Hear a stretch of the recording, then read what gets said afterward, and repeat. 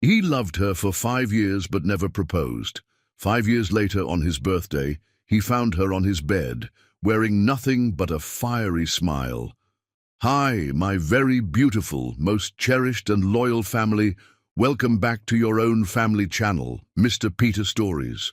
Before we begin, let's take a moment to pause, breathe, and connect with something greater than ourselves. This prayer is for you, my beautiful family, especially for the incredible women who have walked through life's storms with grace and strength.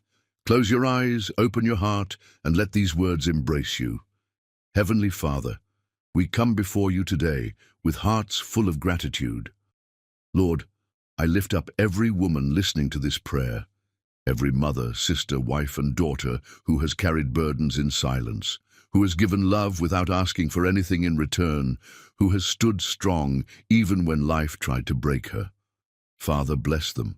Heal their hearts from pain, fill their souls with peace, and remind them that they are never alone. Let them know that their kindness, their love, and their sacrifices are seen, valued, and deeply cherished. May you renew their strength like the morning sun. May you pour joy into their spirits like gentle rain. And may you open doors of blessings they never expected. Lord, may this channel be more than just stories. May it be a place of comfort, warmth, and love. May every woman listening right now feel uplifted, cherished, and wrapped in your divine grace. And may we continue to grow together as one family, supporting and inspiring one another. Amen. My family, I hope you feel that blessing deep in your heart. You are loved, you are worthy, and you are powerful. And don't forget our challenge. This channel is ours. Together we will beat YouTube. So let's do this. Every beautiful soul watching, like, comment, and share this video. Let's complete our 20,000 subscribers challenge before the 31st. And now, James will start the story. Please don't leave the video. Many have left when I start reading, but I promise to satisfy you. I love you just as much as Mr. Peter does. Chapter 1. Silent Admirer. The moment Serafina Niel walked into Valerian Industries for her interview, something shifted in Lucian Vale's carefully ordered world. She wore a tailored navy suit that stood out against her warm brown skin, her curls framing a face that radiated both intelligence and warmth. But it wasn't her striking beauty that captured Lucian's attention. It was her eyes, bright with determination and dreams larger than the skyscraper they stood in. "I believe in building things that last," she had said when asked why she wanted to join his company. "Not just structures of steel and glass, but legacies that transform lives." Lucian, who had built his empire from nothing, felt those words resonate in chambers of his heart he didn't know existed. When their hands met in a professional handshake, he felt an unfamiliar current pass through him. Later that evening, as he signed her hiring paperwork, he dismissed the tremor in his hand as fatigue. 5 years had passed since that day. 5 years of Lucian watching Serafina rise through the ranks of his company on merit alone. 5 years of collecting fragments of her existence. The way she hummed softly while reviewing quarterly reports, how she always brought homemade banana bread for the custodial staff on Fridays, the determined set of her shoulders when facing challenges. In the boardroom, Lucian maintained his reputation as a man of few words, but his silence concealed tsunamis of unspoken emotions whenever Serafina presented her innovative ideas. Her presentations were always impeccable, data-driven yet infused with the human element other executives often overlooked. "The Henderson proposal isn't just about profit margins," she had argued during a recent meeting, her voice passionate yet controlled. "It's about creating sustainable housing that transforms communities." While others saw numbers, she saw people. While they calculated returns, she envisioned futures. And every time she spoke, Lucian fell deeper into a love he couldn't express. "Mr. Vale?" Serafina's voice cut through his thoughts one rainy Tuesday afternoon. She stood at his office door, portfolio in hand, unwittingly magnificent in a simple emerald dress that matched the color of her eyes. Ms. Niel, he acknowledged, his deep voice betraying nothing of his accelerating heartbeat. Please, come in. She presented her proposal with characteristic brilliance, unaware that Lucian was fighting a battle between professional composure and personal longing. When their fingers accidentally brushed as she handed him a document, he withdrew his hand perhaps too quickly. If she noticed, she gave no sign.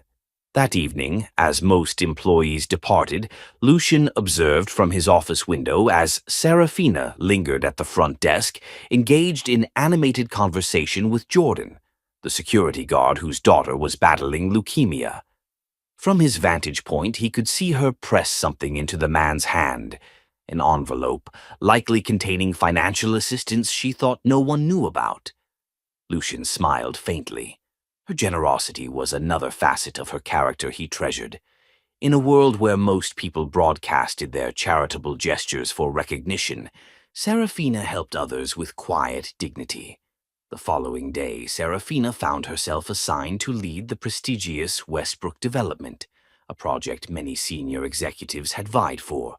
She assumed it was her detailed proposal that had won the board's approval. She never suspected that Lucian had championed her behind closed doors, fighting against the subtle prejudice of board members who questioned whether a young black woman was ready for such responsibility. She's not just ready, Lucian had stated with rare forcefulness.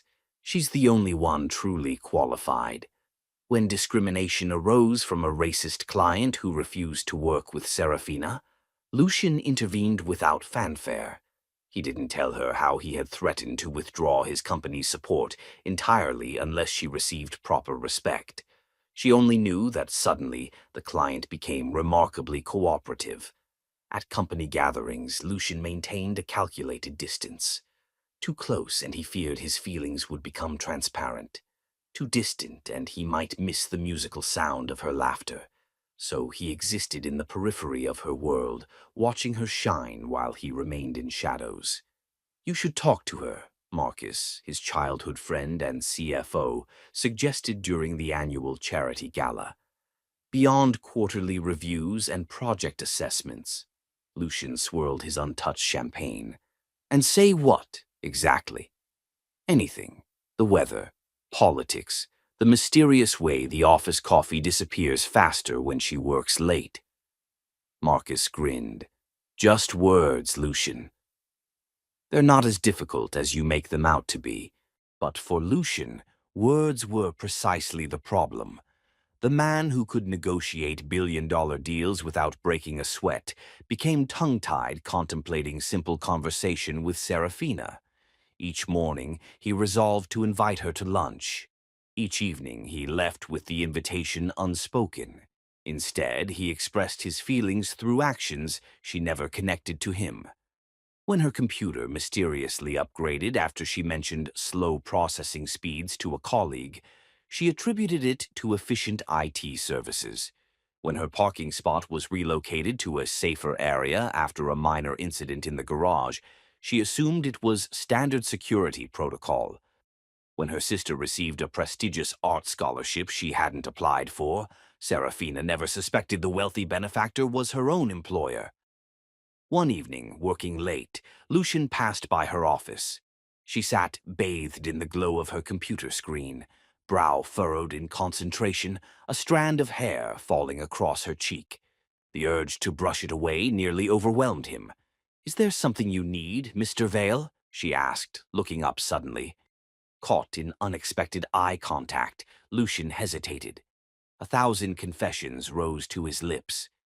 I need your smile to start my day. I need your voice to calm my thoughts. I need your courage to inspire my own. Just checking if you needed anything before I leave, he said instead, his voice steadier than his heart. I'm fine, thank you, she replied with a professional smile. As he walked away, Lucian acknowledged the irony. The man who owned half the city couldn't claim what he truly wanted, not through money, not through power. For the first time in his life, Lucian Vale was utterly helpless against the quiet tyranny of his own unspoken love.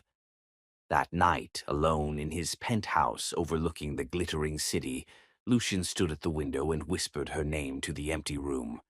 Someday, he promised himself, someday he would find the words to tell her everything.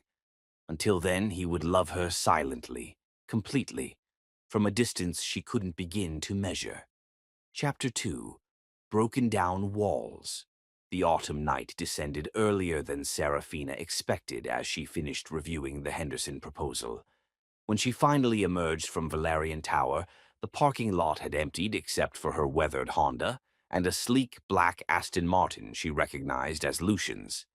The contrast between their vehicles never failed to remind her of the vast difference in their worlds. Just another late night, she murmured to herself, slipping into her car, running her fingers over the cracked leather of the steering wheel. A relic from college she couldn't bear to replace despite her rising position. When the engine responded with nothing but a labored whine, Serafina's heart sank. "No, no, not tonight," she pleaded, turning the key repeatedly. After the fifth attempt, she slammed her palm against the steering wheel, frustration overwhelming her usually composed demeanor. The presentations for tomorrow weren't finished. Her sister Zora needed help with college applications, and now this. Stepping out into the cool evening air, Serafina tried calling 3 different mechanics. Each promised to come. Tomorrow. Leaning against the car's hood, she closed her eyes, exhaustion washing over her like high tide. The nearest bus stop was a mile away, and rideshare prices were surging. "Just breathe," she reminded herself. "You've faced worse." The purr of a powerful engine interrupted her moment of self-encouragement. Through the darkness, headlights approached slowly before stopping beside her. The window rolled down, revealing Lucian Vale's chiseled profile illuminated by the soft glow of his dashboard.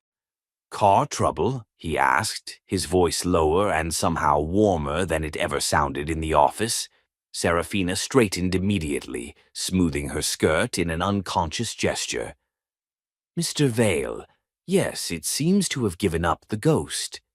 "Lucian," he corrected, and for a moment Serafina thought she detected nervousness beneath his usual reserve. "Outside office hours, I prefer Lucian." The name felt intimate on her tongue when she tested it. Lucian. A moment of silence stretched between them, filled with something neither acknowledged. "Can I offer you a ride home?" he finally asked. Serafina hesitated. In 5 years, they'd never been alone outside the professional setting of Valerian Industries.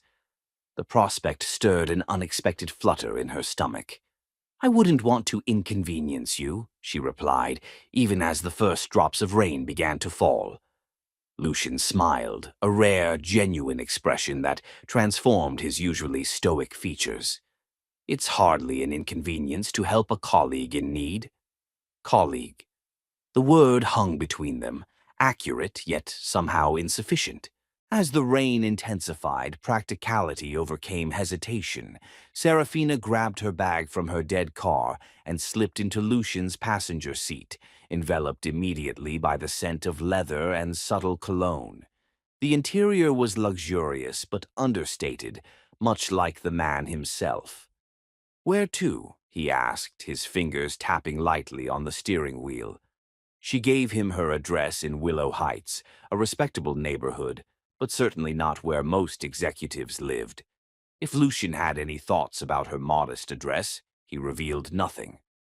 The first few minutes passed in silence, the rain creating a hypnotic pattern on the windshield. Serafina watched Lucian's profile surreptitiously, noticing details she'd never had the opportunity to observe closely. The slight crease between his brows, the strong line of his jaw, the way his dark hair curled slightly at the nape of his neck.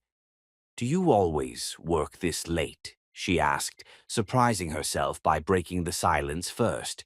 "Often," he replied. Then, after a pause, "though I suspect for different reasons than you." "Oh? And what would my reasons be?" His lips curved slightly. "Based on observation, perfectionism, dedication, Perhaps a touch of proving yourself in a world that doesn't always make space for people who look like you. The accuracy of his assessment startled her. You've been watching me. Lucian's hands tightened almost imperceptibly on the steering wheel. I notice all my employees. And yours? She pressed, ignoring the strange disappointment his explanation evoked. Your reasons for the late nights. He was silent so long she thought he might not answer. When he did, his voice carried a weight she hadn't heard before. Silence, he said simply. Big empty houses are sometimes harder to bear than staying where there's purpose. The vulnerability in those few words shifted something between them. Serafina studied him with new eyes, not as the untouchable CEO, but as a man who might know loneliness as intimately as she knew ambition. I would have thought you'd fill your evenings with, she gestured vaguely, whatever millionaires do, yacht parties, dating supermodels. A genuine laugh escaped him, warm, rich, and startlingly beautiful. I hate boats. They make me seasick. And the supermodels? She asked, surprising herself with her boldness. His eyes met hers briefly, something unreadable in their depths. I prefer substance over spectacle. The car stopped at a red light, rain drumming against the roof. In that suspended moment, they were just two people sharing confidences in the intimate cocoon of darkness and falling water. You grew up in Foster Creek, didn't you? He asked as the light turned green. Serafina's eyebrows rose. How did you know that? Your application. 5 years ago. At her skeptical look, he added, I have a good memory. For everyone's hometown? For things that matter. Before she could decipher that statement, he continued, I grew up not far from there. Riverdale District. Serafina couldn't hide her surprise. Riverdale was known for its poverty and neglect, a stark contrast to the man who now commanded one of the city's largest corporations. You don't seem surprised, he noted, that you rose from there or that you're admitting it. Both, perhaps. Serafina considered him. Success stories aren't unusual from where I come from, Mr. V. Lucian. We're taught resilience from the cradle. And in Riverdale, we're taught survival, he countered, navigating through streets that grew more familiar as they approached her neighborhood. Different lesson, similar outcome. As they talked, something remarkable happened. The careful walls both had maintained in their professional interactions began to crumble. She told him about her sister Zora's artistic talent, her mother's struggle with lupus, her father's death that had thrust responsibility onto her young shoulders. He shared fragments of his childhood, an abusive father, a mother who worked 3 jobs, finding refuge in public libraries where he devoured books on architecture and finance. Is that where it began? Your passion for building? She asked as they turned onto her street. Perhaps, he acknowledged, though I think I always understood that some structures are meant to shelter, while others are designed to inspire. I wanted to create both. When they pulled up to her modest townhouse, Serafina found herself reluctant to end their conversation. For the first time, she'd glimpsed the man behind the empire, and he was more complex and compelling than she had imagined. Thank you for the ride, she said, gathering her belongings, and the conversation. The pleasure was mine, he replied, and the sincerity in his voice made her pause. An impulse seized her. Would you like to come in for coffee? It's the least I can offer after you rescued me. The invitation hung between them, laden with unintended implications neither was ready to acknowledge. Lucian's expression shifted, desire and restraint battling visibly before composure reclaimed his features. Another time, perhaps, he said gently. You have presentations to finish, and I've already kept you longer than intended. Serafina nodded, ignoring an inexplicable pang of disappointment. How did you know about the presentations? You mentioned them in yesterday's meeting, he replied with a small smile. Good night, Serafina. As she watched his car disappear into the rain-soaked night, Serafina realized two significant things. Lucian Vale had noticed far more about her than she had ever suspected, and for the first time in 5 years he had called her by her first name, the sound of it in his deep voice lingering like a caress long after he was gone. Inside her home, she found herself wondering why he had happened to be leaving at exactly the right moment to rescue her. The thought followed her into dreams where his eyes held secrets she couldn't quite decipher. Chapter 3.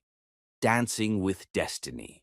The annual Valerian Industries Charity Gala transformed the Grand Meridian Hotel into a wonderland of crystal chandeliers and white orchids.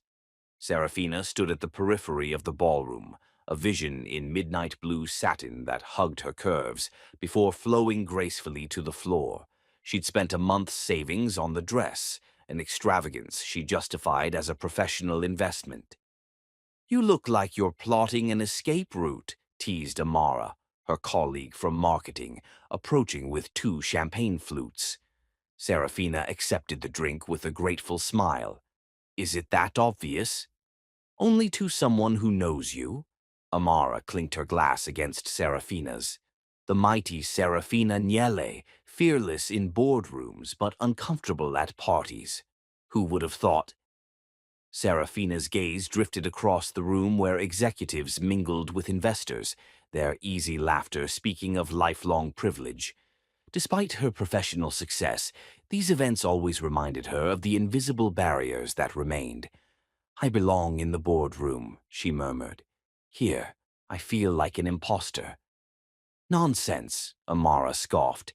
"You're the most brilliant person in this room, including him." She nodded toward Lucian, who stood conversing with the mayor, commanding attention without effort in his perfectly tailored tuxedo.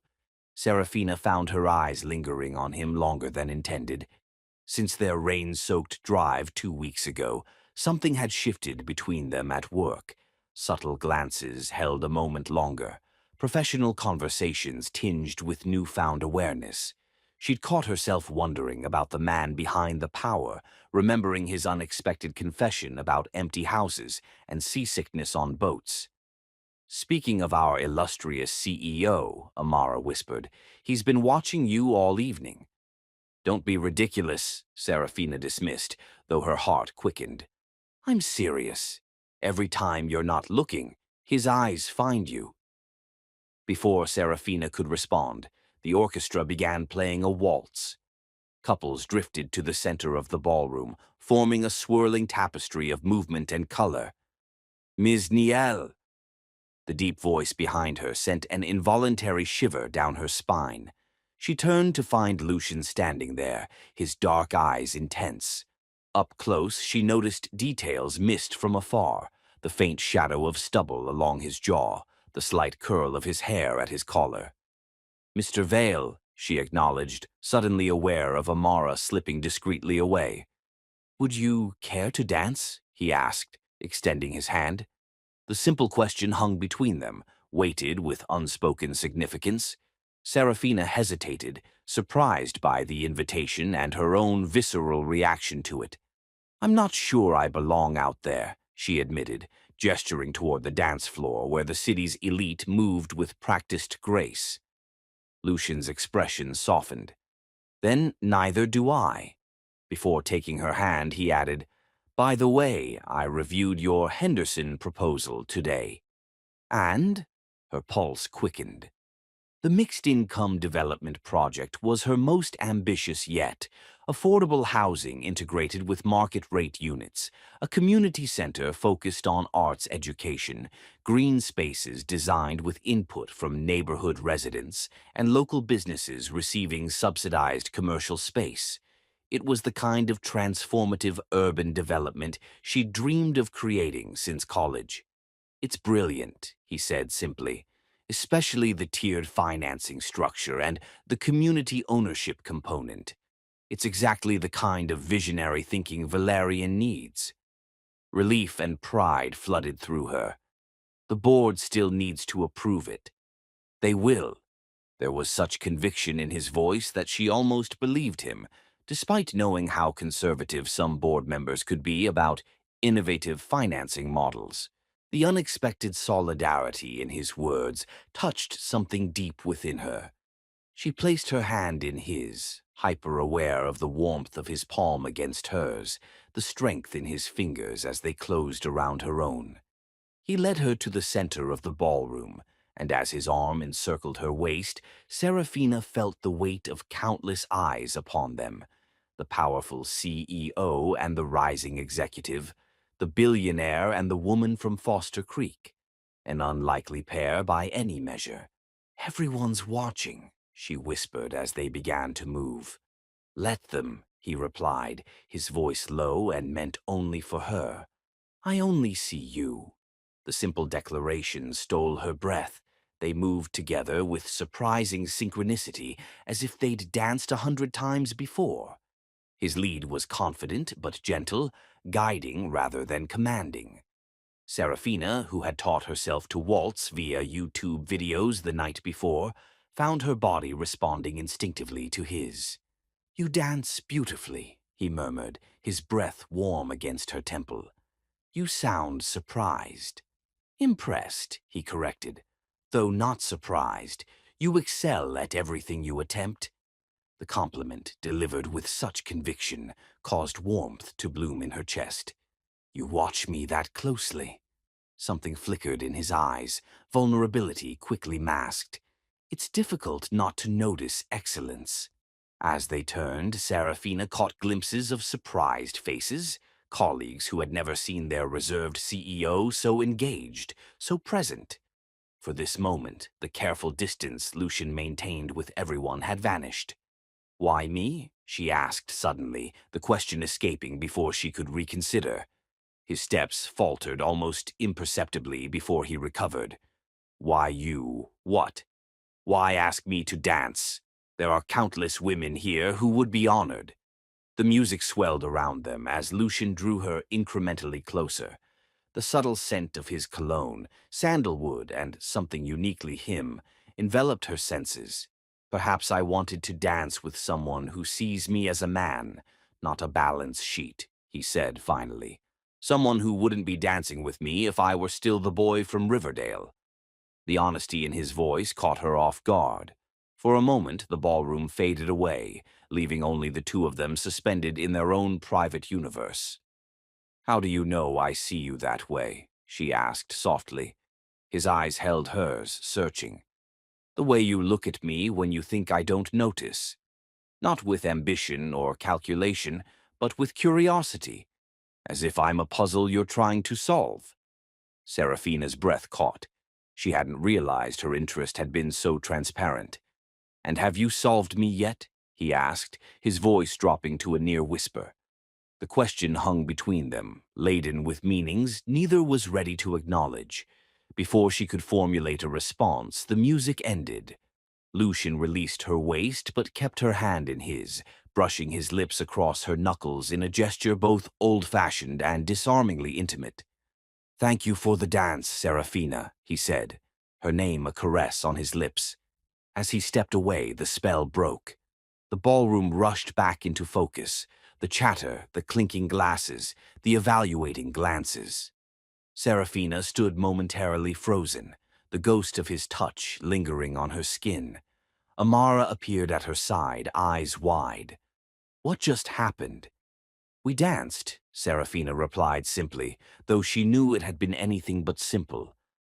"Sarah, the man hasn't danced with anyone at these events in years. Not since—" Amara trailed off. "Since what?" Her friend hesitated. "Since his fiancée died, 6 years ago." The revelation landed like a physical blow. Serafina's eyes sought Lucian across the room, finding him engaged in conversation with board members, his professional mask firmly back in place.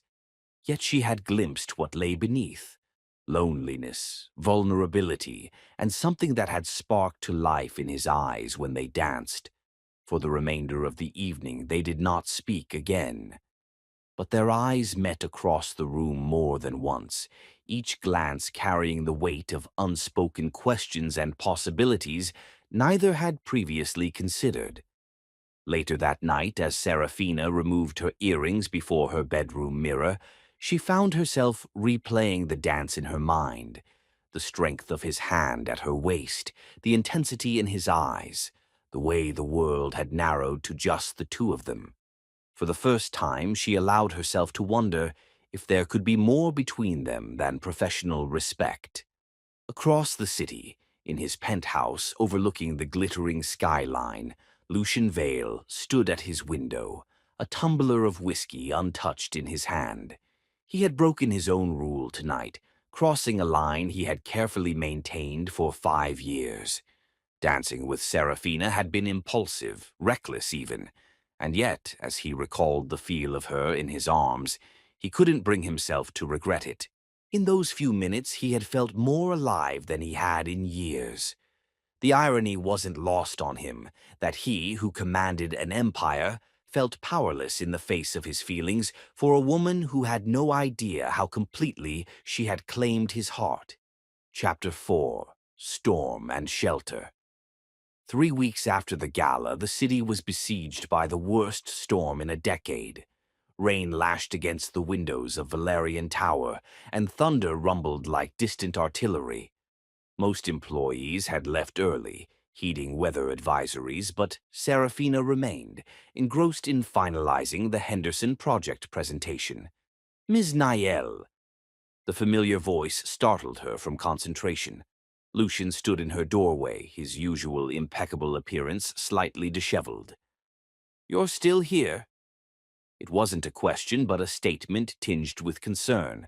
Since their dance, they had maintained professional cordiality, but the undercurrent of awareness between them remained, electric and unacknowledged. "Just finishing up," she replied, gesturing to her computer. "The Henderson presentation can wait until tomorrow," he interjected firmly. "The storm's worsening. They're closing sections of the parkway due to flooding." Serafina glanced at the window, surprised to see darkness had fallen. She'd been so absorbed in work that hours had passed unnoticed. "I didn't realize it was so late. Your car's still being repaired." She nodded, surprised he remembered. "The mechanic says another week. How were you planning to get home?" "Bus," she admitted. "The stop is just outside." Something flashed in his eyes. Determination, perhaps. "I have an emergency board meeting in 5 minutes. Wait for me afterward and I'll drive you home." Before she could protest, he added, "That's not a request, Serafina.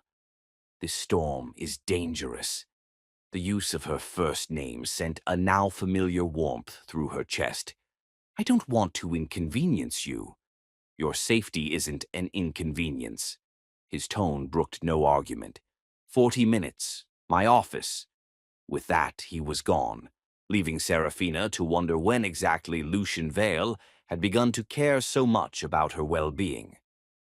45 minutes later, she stood at his office door, watching him end a call with sharp efficiency. He looked up, tension visibly leaving his shoulders at the sight of her. "Ready?" he asked, rising and gathering his coat. Together they descended to the underground garage, a charged silence between them. As they approached his car, Lucian's phone rang. The conversation was brief, but his expression darkened as he listened. "The 15th Street Bridge is underwater," he explained, opening her door. "We'll need to take the northern route." The rain was apocalyptic as they pulled onto the street, visibility reduced to mere yards.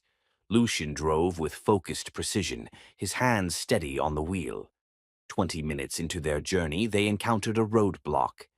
"Eastern Parkway is closed," a police officer informed them through the window. "Flash flooding. You'll need to detour through Riverside." Lucian's jaw tightened. "That's miles out of the way." "Sorry, sir. No exceptions." As they turned around, the windshield wipers fought a losing battle against the deluge. "This is getting worse," Lucian muttered. "We might need to find somewhere to wait it out." Lightning split the sky, illuminating Serafina's concerned profile. "There's a cafe about half a mile ahead," she suggested. "Riverstone. It's small, but open late." He navigated carefully through streets rapidly becoming shallow canals. When they finally reached Riverstone Cafe, both were relieved to see warm light glowing from its windows. "Not exactly where I expected to spend my evening," Lucian remarked as they dashed through the rain to the entrance. The cafe was nearly empty, just the barista and an elderly couple in the corner. The warm, coffee-scented air enveloped them as they entered, dripping onto the wooden floor. "Welcome to Storm Refugee Central," the barista called cheerfully. "What can I get you?" They settled at a small table by the window with steaming mugs, black coffee for him, chai latte for her. Outside, the storm raged unabated, but within the cafe's walls a strange sense of sanctuary prevailed. "You were in an important meeting," Serafina said finally. "You didn't have to leave." Lucian's eyes met hers over the rim of his mug. "The board can manage without me for one night, but I could have taken a ride share." "In this weather?" He shook his head. The risk wasn't worth it. Something in his tone made her heart flutter. "And what exactly would that risk be, Mr. Vale?" His gaze intensified. "Lucian," he corrected softly. "And the risk would be—" He paused, seeming to choose his words carefully. "Losing someone irreplaceable." The implication hung between them, fragile and significant. Before she could respond, another crack of lightning illuminated the sky, followed immediately by thunder that rattled the windows. The cafe lights flickered once, twice, then went out. "Looks like we lost power," the barista announced unnecessarily, already lighting candles. "Don't worry, folks. We've got a generator for the essentials." In the sudden dimness, the atmosphere shifted. Candlelight cast soft shadows across Lucian's features, softening the hard angles of his face, making him look younger, more vulnerable. "Tell me something I don't know about you," Serafina said impulsively, wrapping her hands around her mug for warmth. Lucian considered her, candlelight reflecting in his dark eyes. "I'm afraid of deep water," he admitted finally. Ironic for someone who builds waterfront properties. "Why?" "I nearly drowned as a child. My father threw me into Blackwater Lake to teach me to swim." His voice was matter-of-fact, but Serafina heard the old pain beneath. "Your turn." She thought for a moment. "I applied to Valerian Industries 3 times before I got an interview." His eyebrows rose. 3 times? The first 2 applications disappeared into the void. The third time, I hand-delivered my resume to your assistant and refused to leave until she promised it would reach the right desk. Lucian's laugh was unexpected and beautiful, rich and genuine in a way his careful corporate chuckles never were. "I had no idea you were so persistent." "Determined," she corrected with a smile. "There's a difference." As the storm raged outside, they exchanged stories like precious gifts: his childhood refuge in public libraries, her mother's lupus diagnosis that shaped her teenage years, his first architectural design at 16, her sister's artistic talent. With each revelation, the professional distance between them diminished further. "What made you choose architecture?" she asked, their empty cups long forgotten. "You could have done anything." Lucian's expression turned contemplative. "When you grow up with nothing, shelter means everything. A roof, walls, they're the difference between safety and danger." His fingers traced patterns on the wooden table. "I wanted to build places that would protect people. Later, I realized buildings could do more than shelter bodies. They could inspire minds, create community, redefine skylines." "Is that why Valerian focuses on mixed-income developments?" He looked surprised that she'd noticed. "Partly. Everyone deserves beauty in their surroundings, not just those who can afford penthouses." "Yet you live in one," she observed without judgment. "A reminder," he said quietly, "of how far I've come, and how easy it would be to forget where I started." He paused, as if considering whether to share something private. though the penthouse isn't where I feel most at home. No, this surprised her. I have a place outside the city, a farmhouse that belonged to my grandmother. I've restored and expanded it over the years. His voice softened with rare nostalgia. It's where I go when I need to remember who I really am, beneath the suits and boardroom speeches. Serafina tried to picture Lucian Vale, impeccable billionaire architect, at a farmhouse. The image was so incongruous it fascinated her. I wouldn't have guessed that about you. Few people know, he admitted. It's private. The fact that he'd shared this detail with her felt significant somehow, a small piece of the real man behind the CEO facade. The honesty in his voice touched something deep within her. This was a side of Lucian Vale the business world never saw.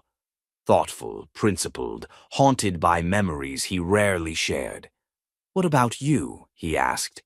Why business development instead of something else? Serafina smiled wryly. Practical considerations initially. Foster Creek doesn't produce many artists or dreamers. We're taught to seek stability. She paused. But I discovered I loved the challenge of taking an idea from concept to reality. There's something powerful about watching communities transform because of something you helped create. You're changing lives, Lucian said softly.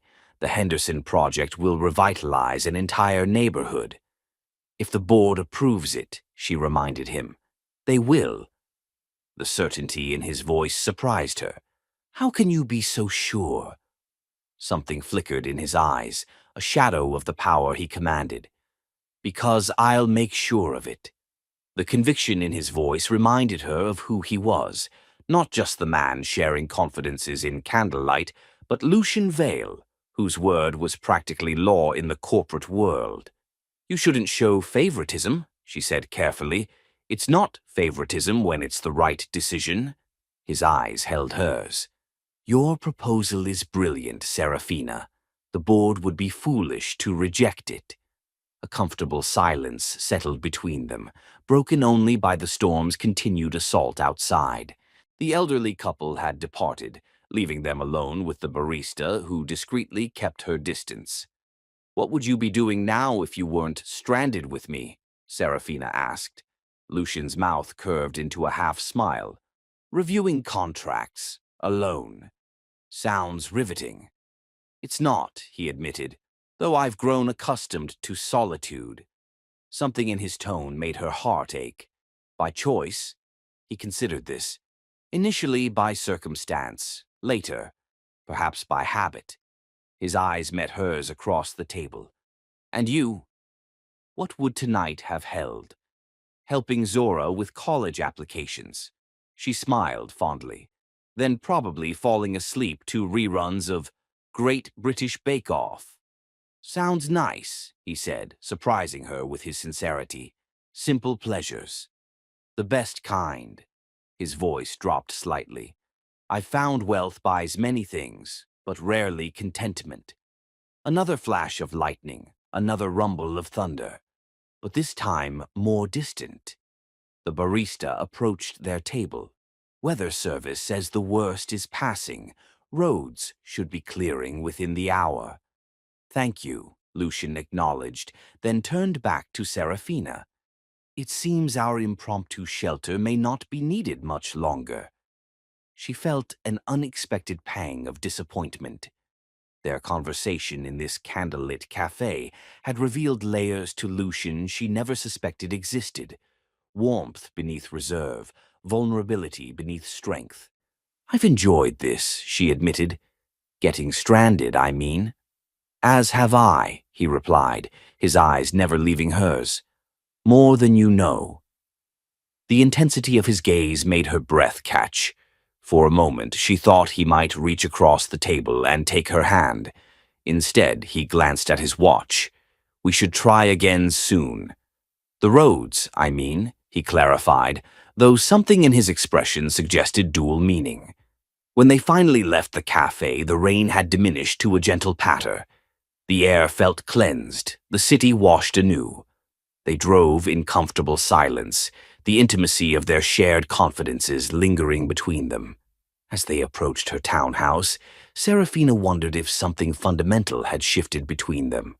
The man beside her was still Lucian Vale, her boss and one of the most powerful men in the city. Yet tonight, she had glimpsed the human beneath the power, the boy from Riverdale who feared deep water, the architect who believed in beauty for all, the man who had grown comfortable with solitude but perhaps longed for more. When he pulled up to her home, he turned off the engine, a small gesture that spoke volumes. "Thank you," she said, "for the ride and the conversation. Both were my pleasure."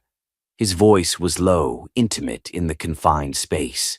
Silence stretched between them, charged with unspoken possibilities. Serafina found herself reluctant to leave, to break whatever spell had been cast during their storm-enforced seclusion. "Would you like to come in?" she heard herself ask. "For coffee or—" Lucian's expression changed, desire warring visibly with restraint. For a breathless moment she thought he might accept. Then, regretfully, he shook his head. "Not tonight," he said softly. "Not like this." The rejection stung briefly until she recognized the respect underlying it. He wasn't refusing her. He was refusing to rush whatever was developing between them. "Another time, then," she said, understanding in her voice. "Another time," he agreed, the promise in his eyes making her heart race. As she watched him drive away, Serafina knew with absolute certainty that tonight had irreversibly altered their relationship. The storm had washed away their careful professional boundaries, revealing something far more complex and compelling beneath. She entered her home, her mind replaying every word, every glance, every almost touch. For the first time, she allowed herself to acknowledge the truth she had been avoiding for weeks, perhaps longer.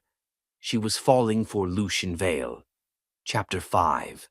Unexpected Guardian. The Henderson project was approved unanimously by the board, cementing Serafina's reputation as one of Valerian Industries' most innovative developers. The celebration dinner with her team ran late into the evening, filled with champagne toasts and ambitious plans for implementation. "You deserve this, Sarah," Amara insisted, as they parted outside the restaurant. "This is your vision becoming reality." Serafina smiled, still buzzing with the thrill of victory. "Text me when you get home." "Always do. You sure you don't want to share a ride?" "My place is just a few blocks away. The walk will clear my head." Amara hesitated. "It's pretty late." "I'll be fine," Serafina assured her. "This part of town is safe."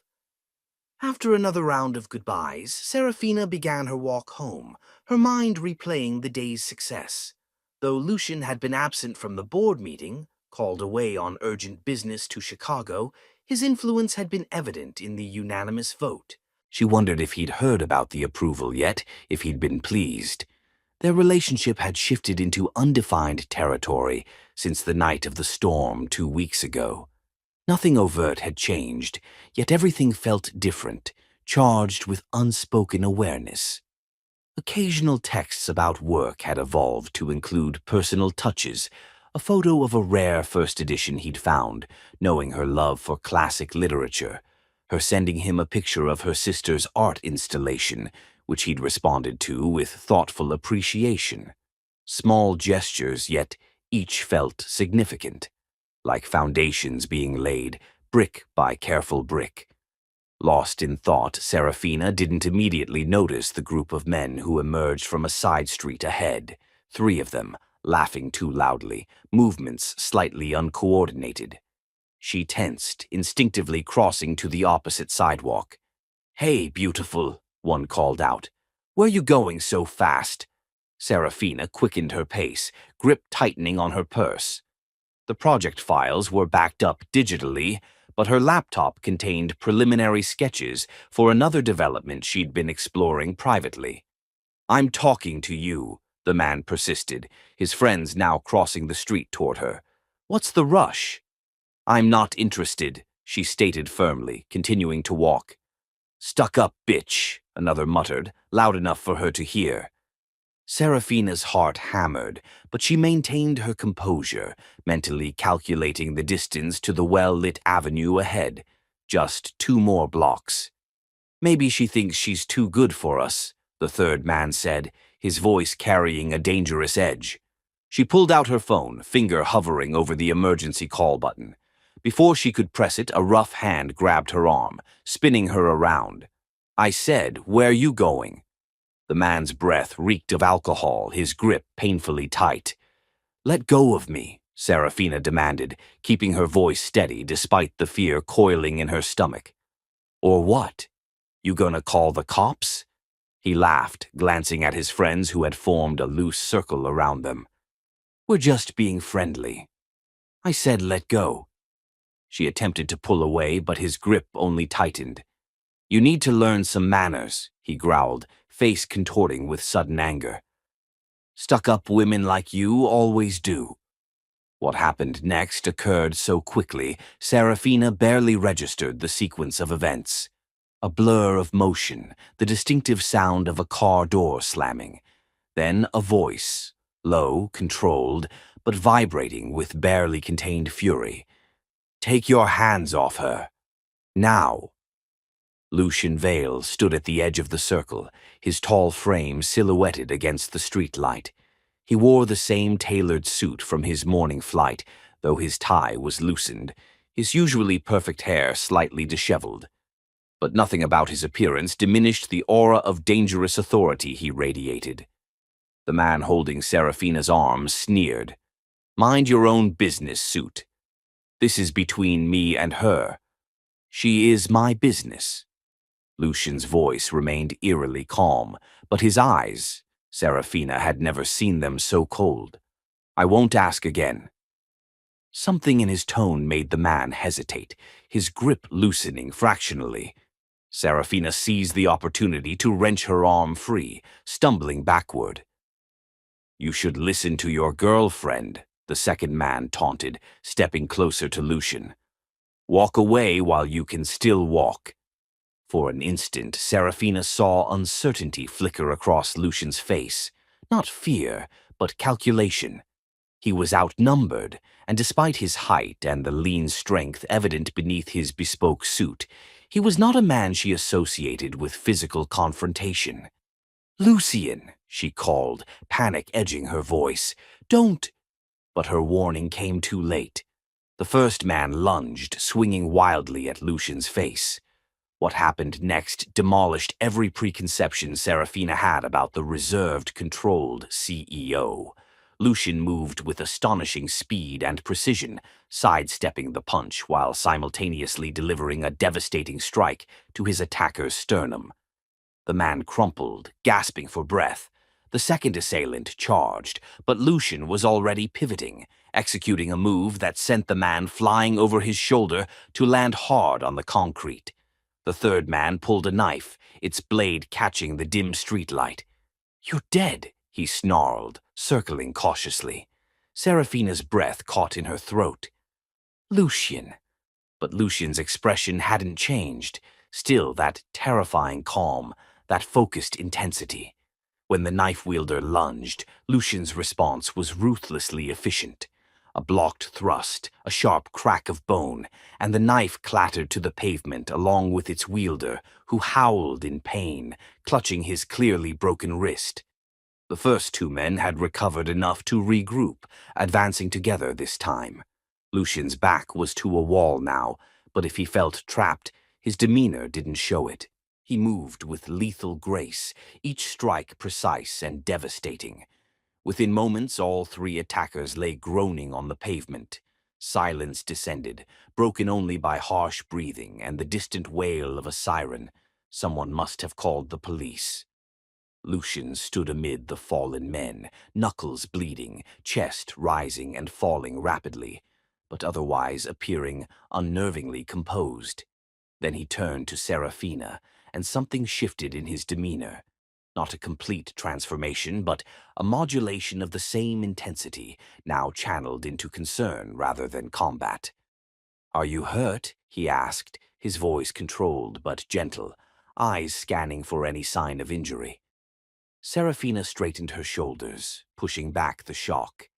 This wasn't the first time she'd glimpsed unexpected dimensions to Lucian Vale. The man who remembered her sister's art program, who noticed when employees were struggling, who had emerged from Riverdale to build an empire. Of course, he contained multitudes beyond his boardroom persona. "I'm fine," she said firmly, then nodded toward his hand. "You're bleeding." Lucian glanced at his split knuckles with clinical detachment. "Superficial." One of the men groaned, attempting to rise. Lucian's head snapped around, his body immediately tensing, positioning himself between Serafina and potential threat. The man took one look at Lucian's expression and collapsed back to the pavement. "How did you—" she began, then shook her head. "Where did you learn to fight like that?" "Later," he said softly. "Let's get you somewhere safe." Police sirens grew louder. Lucian guided her to his car, parked haphazardly at the curb, engine still running. Once inside, he drove them away from the scene with controlled urgency. "We should talk to the police," Serafina said, her professional instincts reasserting themselves. "My security team will handle it," Lucian replied, pulling out his phone at a stoplight to send a brief text. "Joseph will make sure those men face consequences without involving you in a lengthy process." Joseph, head of my security detail, former Special Forces. He glanced at her. "Where would you feel safest right now? Your home? A hotel? The penthouse?" The offer of his home, so casually extended, momentarily distracted her from the night's events. "My place," she decided. "Please." They drove in silence for several minutes, Serafina processing what had just occurred, studying Lucian's profile in the dim glow of passing streetlights. His focus on the road seemed absolute, but she could see tension in the set of his jaw, the tight grip of his hands on the steering wheel. "You were supposed to be in Chicago," she said finally. "I came back early, and just happened to be driving by as I was being attacked." His silence answered her question more clearly than words could have. "You were following me," she realized, shock giving way to confusion. "Why?" Lucian's jaw tightened. "I wasn't following you, specifically. I was driving to your home to congratulate you on the Henderson approval when I saw you walking." He paused. "I was about to call out when those men appeared." "The way you fought," she began. "Military," he supplied, his voice neutral. 4 years, special operations before I started Valyrian. It's not in my official biography." Serafina absorbed this revelation, another layer to the complex man beside her. "You could have been hurt, or worse." The corner of his mouth lifted slightly. "They weren't particularly skilled." "That's not funny, Lucian. They had a knife, and you were in danger." His voice softened. There was no choice to make. Something in those simple words made her heart constrict. They had reached her townhouse, but neither made a move to exit the car. "Let me see your hand," she said quietly. Reluctantly, he extended his right hand, knuckles raw and still seeping blood. Serafina gently cradled it between her own, examining the damage. "You need to clean this properly." "It's fine." "It's not fine," she interrupted. "Come inside. I have a first aid kit." After a moment's hesitation, he nodded, following her into her modest home. In her kitchen, beneath the bright overhead light, Lucian looked strangely out of place. His expensive suit incongruous against her cheerful yellow walls and mismatched vintage chairs. Serafina retrieved her first aid kit, gesturing for him to sit at the small table. He complied, silently, watching as she dampened a clean cloth. "This might sting," she warned, gently cleaning the torn skin. Lucian didn't flinch, his eyes fixed on her face with an intensity that made her cheeks warm. The intimacy of the moment, her hands tending to his, the shared breathing space between them, felt monumental somehow. "Thank you," she said softly, applying antibiotic ointment to his knuckles. "For what you did tonight." "I'd do it again," he replied, voice barely above a whisper. "For you, I'd do anything." Her hands stilled at his declaration, eyes lifting to meet his. The raw emotion she found there stole her breath. For 5 years, she had known Lucian Vale as her brilliant, reserved employer. Tonight she had glimpsed the warrior beneath the businessman's exterior. And now, sitting in her kitchen with his guard completely lowered, she was seeing something else. A man whose carefully constructed walls had crumbled, revealing feelings too powerful to conceal. "Why?" she asked, though part of her already knew the answer. Lucian's uninjured hand rose slowly, as if giving her time to retreat, before tenderly tucking a strand of hair behind her ear. "Because you matter to me, Serafina, more than I can express." The air between them seemed charged with electricity. Serafina felt herself leaning closer, drawn by an invisible force. Lucian's eyes darkened, his gaze dropping to her lips. Just as the distance between them began to close, his phone rang shrilly, shattering the moment. Lucian closed his eyes briefly, jaw clenching in frustration before he retrieved the device. "Vale," he answered tersely, then listened. "Yes, she's safe. No, I'm fine. Handle it." Another pause. "Tomorrow." He ended the call with a sigh. "The police have the men in custody. My security team is managing the situation." Serafina nodded, reality rushing back. She finished bandaging his hand in silence, acutely aware of the moment that had slipped away. When she was done, Lucian stood. "I should go." She walked him to the door, neither speaking but both keenly aware of the shift that had occurred between them. On her threshold, he turned to face her. "Serafina," he began, then seemed to struggle for words. An unusual circumstance for a man known for his articulate precision. "Yes," she prompted gently.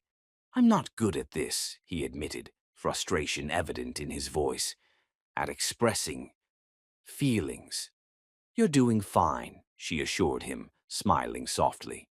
He shook his head. "What I'm trying to say is—" "I know," she interrupted, saving him from his struggle. "Me too." Relief and something deeper washed over his features. "We should talk, properly, when we're not," he gestured vaguely, "dealing with this." "I'd like that," she agreed. His eyes searched hers for a long moment before he reluctantly stepped back. "Good night, Serafina." "Good night, Lucian." She watched from her doorway as he walked to his car, his tall figure cutting a distinguished silhouette against the night. Just before getting in, he turned back, their eyes meeting across the distance. Something unspoken yet profound passed between them, a promise, a possibility, a beginning. As his car disappeared around the corner, Serafina closed her door, leaning against it. Her heart raced not from the lingering fear of the attack, but from the certainty that everything between her and Lucian Vale had changed irrevocably tonight. The reserved, untouchable CEO had revealed himself as her fierce protector, and in doing so had shown her the depth of feelings he could no longer conceal. Chapter 6. Night Vigil. In the weeks following the attack, Serafina and Lucian's relationship evolved through small gestures. Morning coffee appearing on her desk, lingering conversations after meetings, brief touches that sent electricity through her skin. The Henderson project demanded her complete attention, while Lucian negotiated with international investors, leaving their promised conversation perpetually delayed. "You're different lately," Zora observed one Sunday, her artistic eye missing nothing as they browsed an art supply store. "Distracted in a good way." Serafina examined a set of paintbrushes with unnecessary attention. "I'm just busy with Henderson." Zora hummed skeptically. "And does Henderson have dark eyes and wear custom suits?" "It's complicated," Serafina admitted finally. "He's Lucian Vale. So, you both came from nothing. You both built yourselves up. You care about the same things, Zora reasoned, selecting a tube of cobalt blue paint. Your worlds align where it matters. The truth was, Serafina wasn't afraid of their differences. She was afraid of the intensity of her feelings for him, how quickly they had grown, how completely they had overtaken her carefully ordered life. Monday brought crisis. The Henderson Project's contractor backed out unexpectedly. By evening, Serafina sat alone in her office, a pounding headache making it difficult to focus on the spreadsheet of potential replacements. You need to eat, Lucian appeared in her doorway, jacket discarded, sleeves rolled up to reveal strong forearms. In one hand, he held a paper bag emanating delicious aromas. I was going to grab something on my way home, she lied. When would that be? Midnight. He entered without waiting for invitation. Korean, from that place on 7th you mentioned liking. As they shared dinner, discussing solutions to the contractor problem, their conversation flowed easily from work to personal matters. Her sister's upcoming gallery showing, a book he'd recently finished that he thought she'd enjoy. The easy companionship felt both natural and extraordinary. You're pale, he observed, studying her with concern. And you've been rubbing your temple every few minutes. When she stood to leave, dizziness overwhelmed her. Lucian was instantly at her side, his arms supporting her waist. When did you last sleep properly? He asked, voice low with concern. Define properly, she attempted to joke, but even to her own ears her voice sounded weak. In the parking garage, the fluorescent light sent searing pain through her skull. The last thing she remembered was Lucian calling her name, his voice sharp with alarm before darkness claimed her. Consciousness returned slowly. First, awareness of softness beneath her. Then the scent of clean sheets and something subtly masculine. Finally, the gentle pressure of something cool against her forehead. Serafina opened her eyes to find Lucian seated beside the bed, concern etched in his features. You collapsed, he explained, removing the cool cloth from her forehead to dampen it again. Exhaustion and dehydration, according to the doctor. Where am I? She asked, taking in the spacious bedroom with its minimalist yet luxurious decor. My home? He looked momentarily uncertain. I didn't want to frighten Zora by bringing you home in that condition. The consideration behind his decision touched her deeply. Thank you. You've been pushing yourself too hard, he said, no judgment in his voice. Henderson isn't worth your health. Says the man who regularly works 18-hour days, she countered weakly. A smile ghosted across his face. Do as I say, not as I do. Serafina noticed his disheveled appearance, rumpled shirt, stubble shadowing his jaw. Evidence of a night spent keeping vigil. What time is it? Just after 4. In the morning. Lucian, you should be sleeping. You have the Singapore conference call at 7. His eyebrows rose slightly. You memorized my schedule? The important parts, she admitted, feeling unexpectedly vulnerable in the confession. Something warm flickered in his eyes. The call can wait. Billions of dollars depend on that call. And the simplicity of his response, the clear implication that her well-being outweighed business concerns, left her speechless. Sleep, he urged softly as fatigue swept through her. I'll be here. You don't have to stay, she murmured, fighting to keep her eyes open. I'm not leaving you, he insisted, his quiet conviction wrapping around her like a blanket. As she drifted toward unconsciousness, she felt his hand gently cover hers, his thumb tracing slow circles on her skin, a simple touch that followed her into dreams.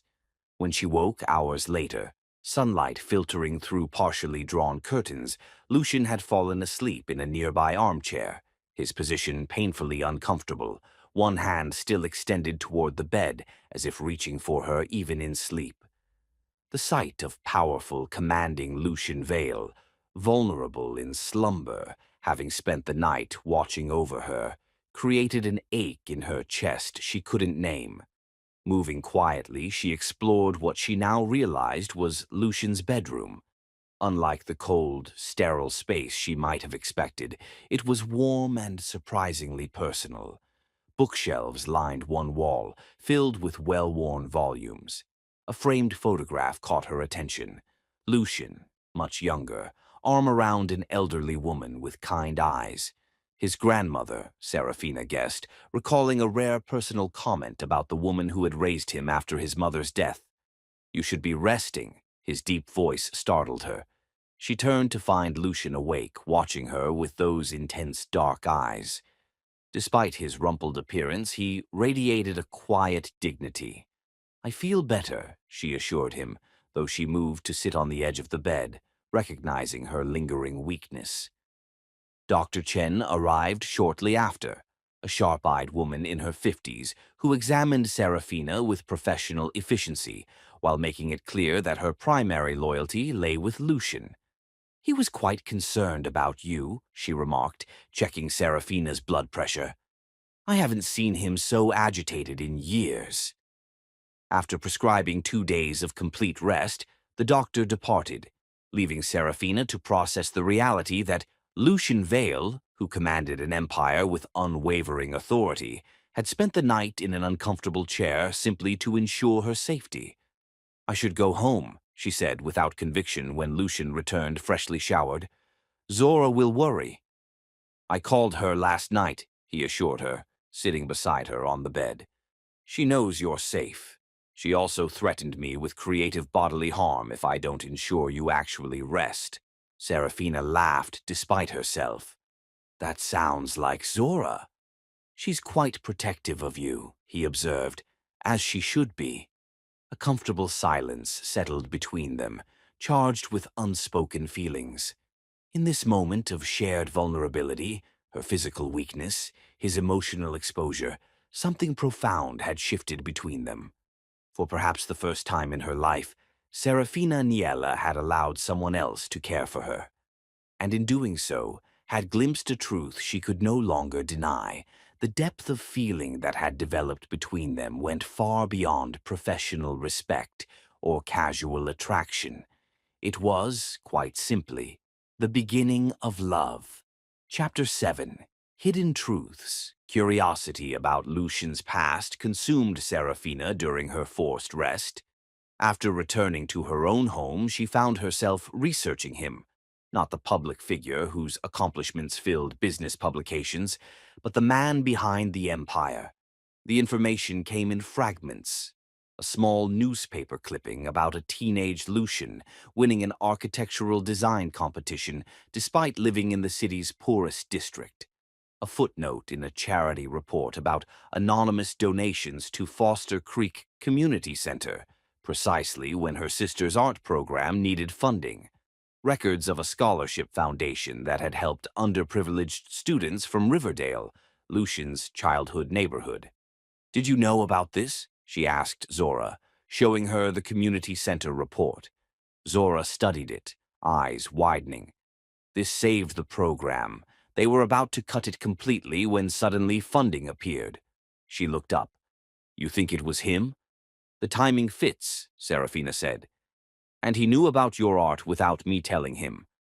Each discovery revealed a pattern of quiet generosity that never sought recognition. The public knew Lucian Vale as a brilliant, ruthless businessman. They never saw the man who remembered what it meant to have nothing. When Serafina returned to work, something had shifted between them. Their glances held longer, conversations deepened, and an unspoken understanding grew that what lay between them had become inevitable. "Welcome back," Lucian said when they first met in the corridor, his eyes warming at the sight of her. "You were missed." The simple statement carried weight beyond professional courtesy. She smiled, noticing the slight softening around his mouth that only appeared when they were alone. "The Henderson project survived without me, I see," she remarked. "The project, yes?" His voice lowered slightly. "Not everyone fared as well with your absence. Before she could respond to this near admission, Marcus approached with urgent documents requiring Lucian's attention. The moment passed, but its significance lingered. Later that day, Amara cornered Serafina in the break room. "Something's different about Vale," she observed. "He's been accessible, almost human." "He's always been human," Serafina defended instinctively. Amara raised an eyebrow. "Not like this. Yesterday he asked how my mother's surgery went. He remembered her name, Sarah." She studied her friend's expression. "What happened between you two?" "Nothing happened," Serafina replied, though the warmth creeping up her neck suggested otherwise. Amara's skepticism was palpable. "Well, whatever this nothing is, it looks good on both of you." That evening, as the office emptied, Serafina found herself alone with her thoughts. Lucian had left for a business dinner, but had asked her to review documents for tomorrow's meeting and leave them on his desk. It was his birthday, she realized suddenly, remembering the date from her research. 40 years old today, and spending it at yet another business function. Making her way to his office, she placed the folder on his immaculate desk. As she turned to leave, her eyes caught on a framed photo she hadn't noticed before, the same one from his bedroom of young Lucian with his grandmother. The fact that he kept it here, in his most professional space, spoke volumes. Her gaze drifted to his desk drawer, slightly ajar. Professional ethics warred briefly with curiosity before the latter one. Inside lay a small, carved wooden box that seemed at odds with the sleek modernity of his office. Before she could close the drawer, her office phone rang, startling her. It was Jordan from security. "Mr. Vale left his presentation folder," he explained. "He called asking if you could bring it to St. Michael's Church on Thornfield Street. He's stopping there before his dinner." "St. Michael's?" Serafina repeated, surprised. "He's at church." "Goes there sometimes," Jordan said casually. "Usually on his birthday." 20 minutes later, Serafina stood outside the small stone church, Lucian's forgotten folder in hand. The building was modest compared to the grand cathedral downtown, tucked away on a quiet street, far from Valerian Tower's sleek prestige. She entered quietly, the heavy door closing softly behind her. The sanctuary was dimly lit and seemingly empty until she spotted a solitary figure kneeling in prayer near the altar. Lucian. She should announce her presence, she knew. Yet something held her in place, the rare sight of this powerful man in a moment of complete vulnerability. His head was bowed, one hand clutching something small that caught the candlelight. A necklace, perhaps. "I've spent my life building walls," his voice carried in the quiet space, unaware of her presence. "Creating something from nothing, protecting myself from ever feeling helpless again." Serafina remained frozen in the shadows of the entryway, knowing she should leave but unable to move. "But she sees through every wall," Lucian continued, his voice softer now.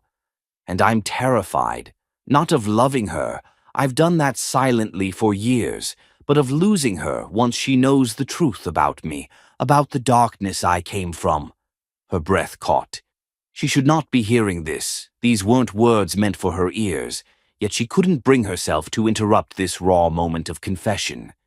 "Give me strength," he murmured, "to tell her everything, to offer her my heart, damaged as it is, to risk everything for Serafina." The sound of her name on his lips in prayer sent a shock through her system. Lucian Vale, who commanded an empire with unwavering authority, was on his knees praying for the courage to love her. She backed away silently, slipping out the heavy door without betraying her presence. Outside, the cool evening air filled her lungs as she leaned against the stone wall, mind racing with what she'd witnessed. 5 years of professional distance, months of growing awareness, weeks of unspoken feelings, and now the confirmation that Lucian Vale had been silently loving her all along, afraid not of the depth of his feelings, but that she might reject him if she knew the full truth of his past. As she gathered her composure, a decision crystallized in her mind. If Lucian couldn't find the courage to bridge the final distance between them, perhaps it was time she took that step herself. Chapter 8. The Prayer Overheard. Serafina couldn't sleep that night, Lucian's prayer echoing in her mind. His words revealed a truth she had sensed but never confirmed, that his feelings for her ran as deep as hers for him. She replayed the scene countless times, his kneeling figure illuminated by candlelight, the raw vulnerability in his voice as he whispered her name, the fears he confessed only to God and the empty church. Or so he had thought. Dawn found her sitting at her kitchen window, watching the city awaken as her decision crystallized. 5 years of professional distance, months of growing awareness, weeks of unspoken feelings. It was time for words, or perhaps actions that spoke louder than any declaration. At the office, she maintained her usual professional demeanor, though her heart raced whenever Lucian entered a room. She noticed things about him she'd always seen, but now understood differently.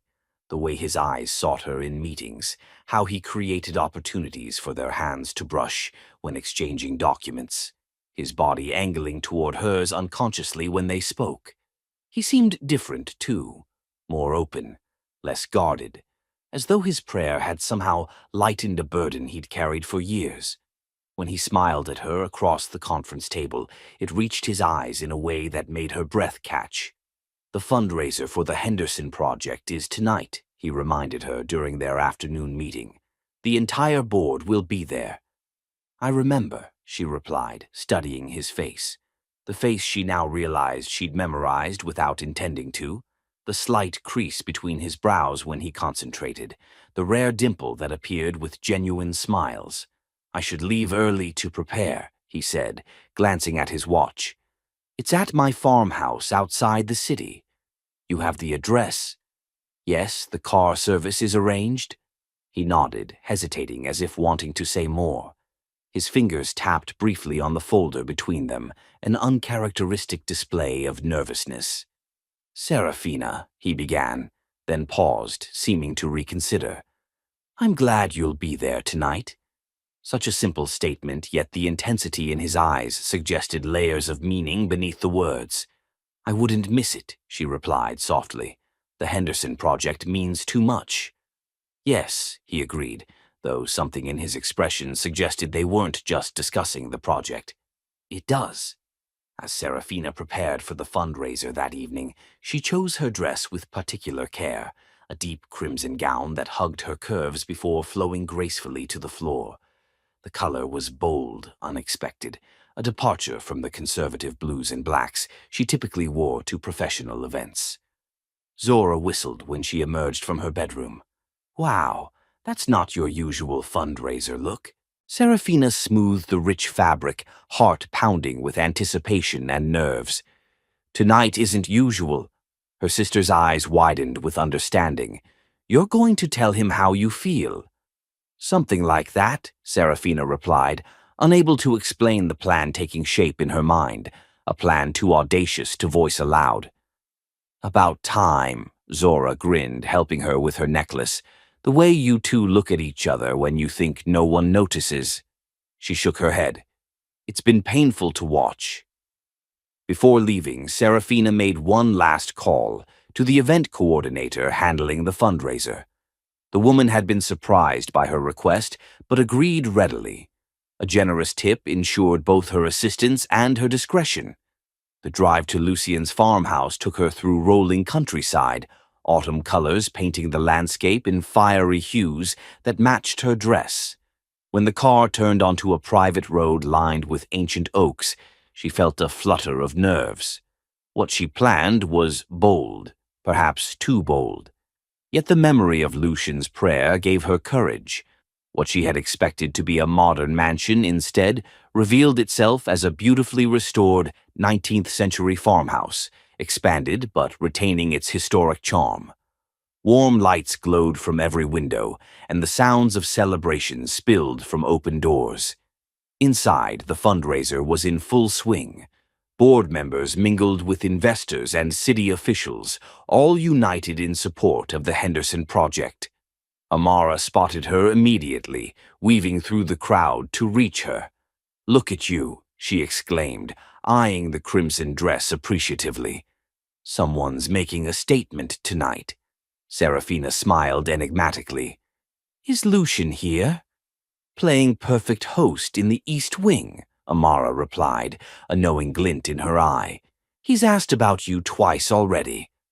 For the next hour, Serafina circulated professionally, advocating for her vision while scanning the crowd for Lucian.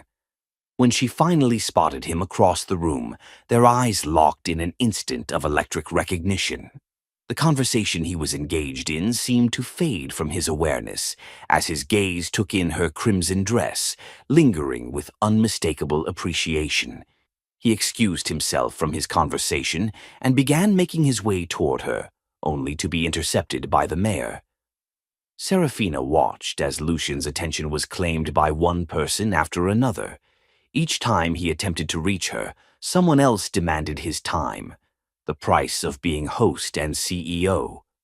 Their game of near encounters continued throughout the evening, building a delicious tension that seemed to crackle in the air between them. Once he managed to reach her side for a brief moment, his hand brushing the small of her back as he leaned close. "You look breathtaking," he murmured, his voice low enough that only she could hear. Before she could respond, the head of the investors' committee appeared, pulling Lucian away for introductions. The warmth of his touch lingered long after he'd gone. Late in the evening, she overheard him quietly asking Marcus to take over hosting duties. "There's something I need to attend to," he said, his voice carrying an unusual note of urgency. She followed at a discreet distance as he slipped away from the main gathering, climbing the stairs to what must be his private quarters. The moment had come. Taking a deep breath, Serafina gave the event coordinator a subtle nod from across the room. The woman acknowledged with a slight incline of her head, confirmation that everything was prepared. Then Serafina made her way upstairs, heart pounding with each step. The hallway was dimly lit, old wooden floors creaking softly beneath her heels. At his bedroom door, she hesitated only briefly before entering. The room was spacious yet intimate, with a four-poster bed dominating the space. True to her instructions, it was adorned with scattered rose petals in deep crimson and white, an elegant contrast against the dark blue bedding. Candles flickered on the dresser and nightstands, casting the room in a warm, golden glow. Serafina positioned herself at the edge of the bed, smoothing her crimson dress across the wine-colored petals. Minutes stretched like hours as she waited, questioning her boldness, then reaffirming her decision. Her entire body hummed with anticipation, with the knowledge that after tonight, everything would change. When the door finally opened, Lucian froze in the threshold, dark eyes widening at the vision before him. Shock, disbelief, and unmistakable desire crossed his features in rapid succession.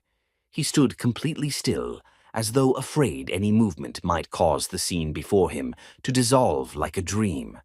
"Serafina," he breathed her name like a prayer, echoing the reverence she'd heard in the church. She rose slowly, the crimson fabric flowing around her like liquid fire. "I heard you," she said simply. "In the church. I heard your prayer." Color drained from his face as understanding dawned. "You were there?" "I came to bring your presentation folder. I didn't mean to overhear, but I did." She moved toward him with measured steps, the distance between them shrinking with each heartbeat. "Every word." "Serafina, he began, uncertainty replacing his usual confidence. She placed her finger against his lips, silencing him. "You don't have to say it." "I already know." Then, with all the courage she possessed, she replaced her finger with her lips, kissing him with 5 years of unspoken longing. For a heartbeat, Lucian remained still, as if afraid movement might shatter this moment. Then, with a sound that was half groan and half surrender, his arms encircled her, pulling her against him as he returned her kiss with equal passion. The world narrowed to this, his lips on hers, his hands cradling her face with a tenderness that belied their strength, the solid warmth of his body against hers. When they finally parted, breathless, tears glistened in his eyes, tears only a man who had loved beyond words could understand. 5 years, he whispered against her hair. 5 years of loving you silently. No more silence, she murmured back. No more waiting. His hands traced the curve of her waist with reverent care. I've dreamed of this, he confessed, of you, but reality. He shook his head slightly, wonder in his expression. Reality surpasses every dream. Serafina guided him toward the bed, the rose petals a fragrant cushion beneath them as they sank down together. Show me, she whispered. Show me what you've dreamed. That night, as the fundraiser continued without them, Lucian and Serafina found in each other's arms the belonging they had both sought all their lives. Every touch, every whispered confession, every passionate embrace was a bridge spanning the distance they had maintained for too long. I've wanted you from the moment you walked into that interview, Lucian admitted, his lips tracing the curve of her shoulder. Not just your beauty, though, God knows you took my breath away. It was your mind, your determination, your compassion that I fell for. Serafina's fingers traced the planes of his chest, marveling at the strength there. I thought you were intimidating, untouchable, she confessed. I never imagined you noticed me beyond my work. I noticed everything, he said, voice rough with emotion. The way you hum when concentrating, how you remember everyone's birthdays, your quiet generosity that seeks no recognition. In the quiet aftermath, as moonlight spilled across the tangled sheets, Lucian traced the curve of her cheek with gentle fingers. I was afraid, he admitted, that you wouldn't want me if you knew where I came from, what I've done to survive. Serafina captured his hand, pressing a kiss to his palm. Your past shaped you, but it doesn't define you. I love the man you've become because of it, not despite it. The word love hung between them, finally spoken aloud. Lucian's eyes darkened with emotion as he pulled her closer. Say it again, he requested softly. I love you, she repeated, the words both a revelation and a confirmation of something she had known for longer than she'd been willing to admit. I love you, Lucian Vale. His kiss in response was tender, unhurried, a promise rather than a demand. And I love you, Serafina Niel, with everything I am and everything I have. As dawn approached, they shared not just their bodies, but their histories, their dreams, their fears, the complete truths that had remained hidden for too long. Lucian spoke of his violent father, of protecting his mother until her death from cancer when he was 14, of the grandmother who had saved him from the streets, but couldn't save him from the anger that had driven him for years. I built Valerian from nothing, he said, but for so long it was fueled by the need to prove myself, to become someone my father couldn't touch, someone with enough power that I'd never be helpless again. Serafina shared her own struggles, the weight of responsibility thrust upon her at 16 when her father abandoned the family, the sacrifices she'd made to ensure Zora had opportunities she never had. We're more alike than different, she observed, tracing patterns on his skin. Both shaped by loss, both driven to create something lasting. Lucian nodded, pressing a kiss to her forehead. Perhaps that's why I recognized something in you from the beginning, a kindred spirit behind professional walls. As the first light of morning gilded the room, they lay entwined, neither willing to break the spell of intimacy that had woven around them. The world outside, with its meetings and contracts and corporate hierarchies, seemed distant and unimportant compared to the truth they had discovered in each other's arms. What happens now? Serafina asked finally, her head resting on his chest, his heartbeat strong beneath her ear. Lucian's arms tightened around her. Now, he said with quiet certainty. We build something together, something even more meaningful than what we've built apart. In that moment, as the rising sun bathed them in golden light, Serafina knew with absolute certainty that loving Lucian Vale and being loved by him in return would be the greatest adventure of her life. Chapter 9. Roses and Revelations. Morning light filtered through the curtains of Lucian's bedroom, casting golden patterns across the tangled sheets. Serafina woke slowly, momentarily disoriented before memories of the night flooded back. Her bold decision, the rose petals, Lucian's awestruck expression, and the hours of passion and confession that followed. She turned to find him watching her, dark eyes soft with an emotion she was still adjusting to seeing there, love, unhidden and unrestrained. "Good morning," he murmured, voice rough with sleep. His fingers traced the curve of her shoulder with reverent care. "I was afraid I'd dreamed you." "Not a dream," she assured him, leaning into his touch, "though it feels like one." He pulled her closer, his kiss tender and unhurried. When they parted, he rested his forehead against hers. "Stay with me today," he requested. "The world can wait." Responsibility tugged at her. "The Henderson Project will still be there tomorrow," he finished. "Today is ours." The simple declaration held such promise that Serafina found herself nodding. "Ours," she echoed, savoring the word. They spent the morning in a bubble of intimacy, sharing breakfast in bed, talking, laughing, exploring each other with the freedom of acknowledged love. Lucian revealed facets of himself she'd never glimpsed in 5 years, a dry wit, a surprising playfulness, a depth of tenderness that made her heart ache. "I've never brought anyone here before," he admitted, as they walked through his gardens later, hand in hand. The farmhouse grounds stretched before them, a perfect blend of wild beauty and careful tending. "This place has always been my sanctuary." "It's beautiful," Serafina said, understanding the significance of his sharing it with her. So different from what people would expect of Lucian Vale, business titan. He smiled, a flash of vulnerability crossing his features. "That's precisely why I love it. Here, I'm not that person. Just Lucian." "Just Lucian is who I fell in love with," she replied, squeezing his hand, "though the business titan has his appeal too." His laugh sent warmth coursing through her. "Good to know both versions of me have your approval." As they reached a rose garden in full bloom, Lucian grew quiet, his expression turning contemplative.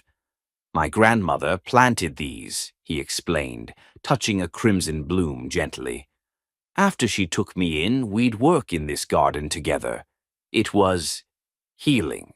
Serafina listened as he shared stories of his grandmother, a strong, practical woman who had saved him from foster care after his mother's death, who had recognized his architectural talent and scraped together money for drafting supplies, who had taught him that true strength lay in compassion, not power. "She would have loved you," he said, tucking a strand of hair behind Serafina's ear. "She always said I needed someone who could see past my walls." "Smart woman. The wisest I've known," he agreed. "Until you." They continued exploring the property, Lucian pointing out the original farmhouse structure he'd preserved while expanding the home. The pond where he'd learned to swim properly, the old oak where he'd built a treehouse as a teenager. "I can't believe you've kept this place so private," Serafina remarked as they returned to the house. "It's such an important part of who you are." "Privacy has always been my instinct," he acknowledged, "keeping separate worlds, business, personal, compartmentalizing." "And now?" she asked, searching his face. His expression softened. "Now I find myself wanting to integrate those worlds. Because of you." Inside, they discovered that Marcus had diplomatically handled the post-fundraiser logistics, leaving them a note about the event's success and assurances that everything at the office was under control. Subtle, Serafina laughed, reading between the lines of Marcus's carefully worded message. He's known how I felt about you for years, Lucian admitted, looking slightly sheepish. He's been rather vocal about my hesitation. The afternoon found them curled together on a wide porch swing, watching clouds drift across the autumn sky. The intimacy between them had a dreamlike quality, as though they'd been granted a temporary reprieve from reality to explore this new territory of acknowledged love. "What are you thinking?" Lucian asked, his fingers tracing lazy patterns on her arm. Serafina considered the question. "That I never expected this. Us." She shifted to look at him. "For so long you were this untouchable figure, brilliant, commanding, distant. And now? Now I know the man behind that image, the one who prays in empty churches and plants roses in memory of his grandmother." She traced the line of his jaw. "The one who loves more deeply than anyone I've ever known." Something vulnerable flashed in his eyes. "I've never been good at expressing feelings, at letting people close." "You're doing fine," she assured him. His hand captured hers, bringing it to his lips. "Because it's you. With you I find words I didn't know I had." The simple honesty of his statement touched something deep within her. This powerful man who commanded boardrooms with unflinching authority was offering her his most guarded possession, his heart. "I have something for you," he said suddenly, rising from the swing. "Wait here." When he returned minutes later, he held a small velvet box. Serafina's breath caught, her heart accelerating. "It's not what you're thinking," he said quickly, noting her expression. "Though that conversation isn't far from my mind." He sat beside her again, opening the box to reveal a delicate silver pendant, a small, intricately detailed rose hanging from a fine chain. "It was my mother's," he explained, voice soft with memory. "One of the few beautiful things she managed to keep during the worst times. My grandmother gave it to me before she died, said I should give it to the woman who finally broke through my walls." Tears pricked Serafina's eyes as he continued. "I've kept it in that wooden box you saw in my office. For years I thought I'd never find someone I'd want to give it to." "Lucian," she whispered, overwhelmed by the significance of the gesture. "You don't have to accept it," he said quickly. "I know it's soon." "No," she interrupted, capturing his face between her palms. "It's perfect. I'm honored." Relief and joy transformed his features as he fastened the necklace around her throat, his fingers lingering against her skin. The pendant rested just below her collarbone, catching the late afternoon light. "It looks right on you," he murmured, "like it was always meant to be yours." Later, as darkness fell, they lay together in his bed, the physical expression of their love giving way to quiet conversation. The outside world began to intrude on their sanctuary as reality reasserted itself. "People will talk," Serafina said, her head resting on his chest, "when they find out about us." Lucian's arms tightened around her. "Let them. It won't be simple. Office politics, professional boundaries. Nothing worth having is simple," he replied. "But if you're concerned about your position or reputation—" "I'm not," she assured him. "I just want to be prepared. For both our sakes." He was quiet for a moment, thoughtful. "What if we don't hide? What if we're open from the start?" Serafina propped herself up to look at him, surprised. "You want to go public? Immediately?" "Not with press releases," he clarified, smiling slightly. "But yes, I don't want to skulk around pretending we're just colleagues. I've spent 5 years hiding how I feel about you. I don't want to hide anymore."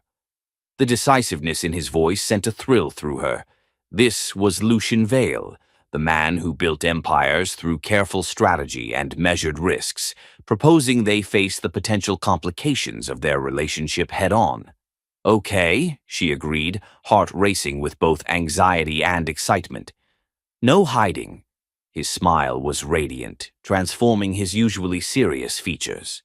"No hiding," he repeated, sealing the promise with a kiss that quickly deepened into something more urgent. Later, drifting towards sleep in his arms, Serafina realized the enormity of what had happened in just 24 hours. She had entered this room as Lucian's employee and colleague, harboring unspoken feelings. She would leave it as the woman he loved, openly, completely, without reservation. The silver rose pendant rested against her skin, a tangible symbol of the shift. No longer was Lucian Vale the distant, untouchable CEO. He was simply hers, and she was his. As sleep claimed her, she felt him press a gentle kiss to her temple. "I love you, Serafina Nayel," he whispered, perhaps thinking she was already asleep. "I love you too," she murmured back, feeling him smile against her skin. Tomorrow would bring challenges, navigating their professional relationship, facing colleagues' reactions, integrating their separate lives. But tonight, wrapped in each other's arms, those concerns seemed distant and manageable. They had found in each other what both had searched for all their lives, not just passion or companionship, but a true partner who understood the road they had traveled and the person they had become because of it. And that, Serafina reflected as sleep overtook her, was worth any complication the world might throw their way. Chapter 10. Public Declaration. After a blissful weekend secluded at Lucian's farmhouse, reality awaited. The drive back to the city Monday morning held a surreal quality. Meetings, project deadlines, and the inevitable reactions to their changed relationship would test what had blossomed in privacy. "Are you nervous?" Lucian asked, briefly taking his eyes off the road. Serafina touched the silver rose pendant now hanging at her throat. "A little, but not about us. Just the logistics." His hand reached for hers. "We'll figure it out together." They had discussed strategy over breakfast.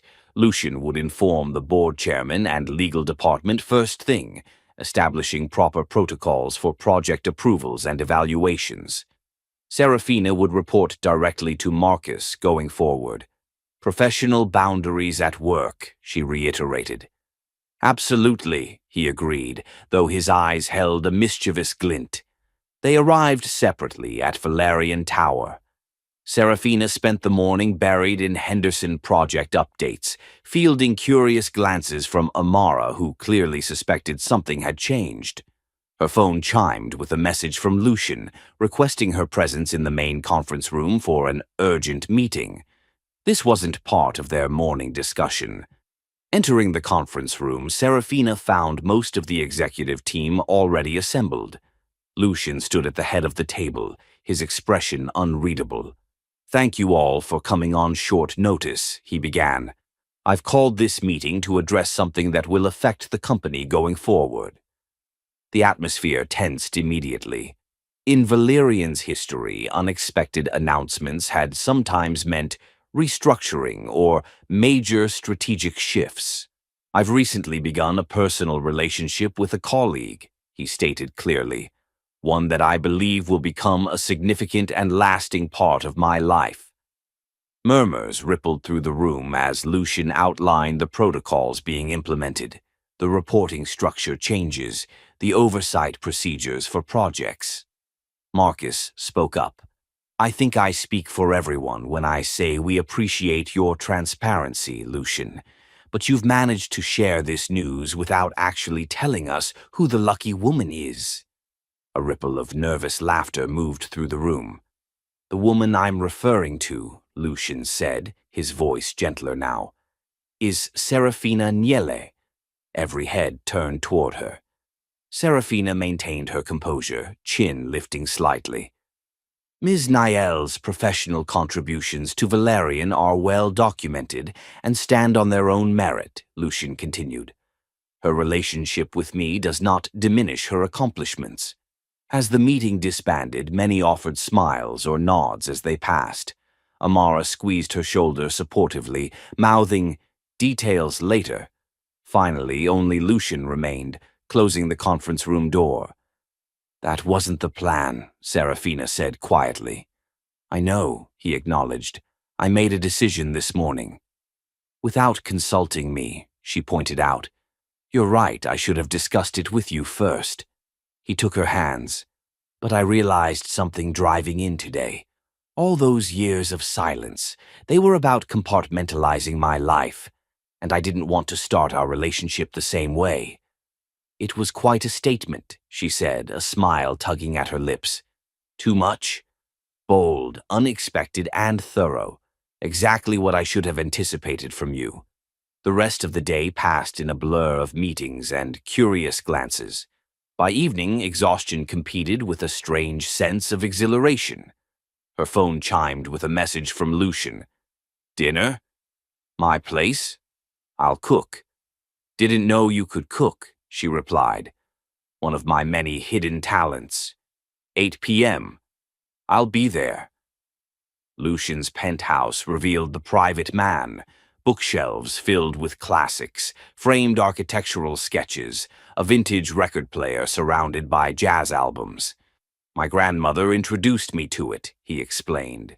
She said it was sophisticated rebellion, structured but free. Like you, Serafina noted. Later, as they stood on his balcony overlooking the glittering city, Lucian's arms encircled her from behind. Regrets? He asked softly. Serafina leaned back against his warmth. About us? None. She turned in his embrace. About the very public announcement? Ask me in a week. His laugh was low and rich. Fair enough. What about you? Second thoughts about declaring your feelings to the entire executive team. Not one, he said firmly. 5 years of silence was enough. The sincerity in his voice touched her deeply. This powerful, reserved man had not only acknowledged his feelings privately, but declared them publicly, prioritizing their relationship over corporate convention. I love you, she said simply. His eyes darkened with emotion as he drew her closer. And I love you, he murmured against her lips. The kiss that followed held both passion and promise, of nights like this, stretching into a shared future, of challenges faced together, of a love that had finally found its voice after years of silence. Chapter 11. Eternal Promises. The months following their public declaration transformed both their personal and professional lives. The Henderson project moved from planning to implementation, with contractors breaking ground on the first phase while Serafina's team finalized designs for the community center. Meanwhile, their relationship deepened beyond the initial passion into something more profound, a true partnership in every sense. Spring arrived, bringing with it the groundbreaking ceremony for the Henderson project. Standing before the gathered crowd, Serafina felt a sense of accomplishment, unlike any in her career. This isn't just about buildings, she told the audience, passion evident in her voice. It's about creating spaces where families can thrive, where children can play safely, where community can grow organically. From his position at the side of the stage, Lucian watched her with undisguised pride. She had fought for this vision, refined it, championed it through every obstacle. That evening, as they walked through the quiet streets of Foster Creek, her childhood neighborhood that would be transformed by the development, Lucian seemed unusually contemplative. I had a different plan, he began as they reached a small neighborhood park where Serafina had played as a child. Dinner at Athenais, perhaps the symphony afterward, something elegant. But this, he continued, gesturing to the simple park around them, this feels right, where your dreams began. Before she could respond, he lowered himself to one knee before her, producing a small velvet box from his pocket. I've rehearsed this 100 times, he admitted with a self-deprecating smile. Words are usually my ally, but they seem inadequate now. Serafina Nayel, you entered my life 5 years ago, and from that first moment, you became my center. For too long, I loved you silently. Now that I've found my voice, I never want to stop telling you how completely you are loved." He opened the box, revealing a stunning ring, a flawless diamond surrounded by smaller stones, set in platinum. "Will you marry me, Serafina?" "Yes," she whispered, the word carrying all the certainty in her soul. "Yes, Lucian." His smile was radiant as he slipped the ring onto her finger. When he rose to kiss her, she felt the dampness of tears on his cheeks, or perhaps they were her own. In the weeks that followed, they moved forward with wedding plans, deciding on a ceremony that would honor both their backgrounds while looking toward their future. Zora threw herself enthusiastically into artistic elements, while Serafina's mother approached the practical aspects with quiet efficiency. The wedding day dawned clear and perfect at Lucian's farmhouse, transformed for the occasion with elegant simplicity. Only 60 guests had been invited, close colleagues, Serafina's family, and a few carefully chosen business associates whose relationships had evolved into genuine friendship. In a bedroom overlooking the gardens, Serafina prepared with her mother and sister, the ivory gown she had chosen hanging nearby, a modern silhouette with subtle architectural elements. "The gardens look magnificent," her mother assured her. "That rose arbor where you'll exchange vows. It's like something from a dream." Downstairs, in the garden where his grandmother had once planted roses, Lucian waited beneath an arbor of white blooms. When music began and guests rose, turning toward the garden path, Lucian felt time itself suspend. And then she was there, a vision in ivory, moving toward him on her mother's arm with serene grace. When she reached him, taking his offered hand, he had to swallow hard against the emotion threatening to overwhelm him. "Hi," she whispered, just for him. "Hi," he whispered back, squeezing her hand gently. When the time came for vows, Lucian spoke first, his deep voice carrying clearly. "Serafina," he began, "for years I loved you in silence. Words, which had always been my allies in business, failed me completely when it came to expressing what you mean to me." His thumbs traced gentle circles on her hands as he continued. "I vow to love you completely, in words and actions, every day of our lives. I vow to be your partner in all things, to support your dreams as fiercely as my own. I vow to remember always that true strength lies not in power or success, but in the courage to be vulnerable, to love without reservation, to let you see all that I am." When it was her turn, Serafina took a steadying breath. "Lucian," she began, her voice wavering slightly before she steadied it. "I stand here today to join my life with yours." She paused, taking a breath. "I never thought I'd—" She stopped, collecting herself as emotion threatened to overwhelm her. Meeting his eyes again, she continued more naturally. "I love both sides of you, the man who protected me silently for years, and the one who finally found his voice. I promise to be your partner, your confidant." She smiled, adding, "And yes, sometimes your challenger, because we both know I'll never stop pushing you when it matters." "I promise to help you remember where you came from," she continued. "That boy from Riverdale with big dreams, and I promise to build with you, not just buildings, but everything that matters." As the ceremony concluded and they were pronounced husband and wife, their first kiss as a married couple was both tender and passionate, a promise of the life they would build together. As evening fell and fairy lights illuminated the garden, Lucian drew his bride away from the festivities for a quiet moment alone in a secluded corner of the garden, where a path of rose petals led to a small, hidden gazebo he'd built specially for this night. "When did you do this?" she asked, turning to him in amazement.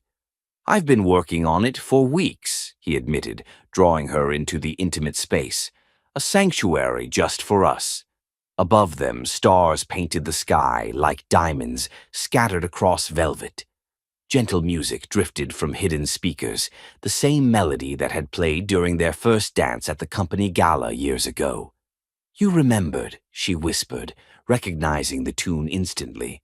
I remember everything about us, Lucian said, his voice thick with emotion. He took her hands in his, thumbs caressing the wedding band that now adorned her finger. For 5 years, I watched you from a distance. Now you're my wife, and I still can't believe you're mine.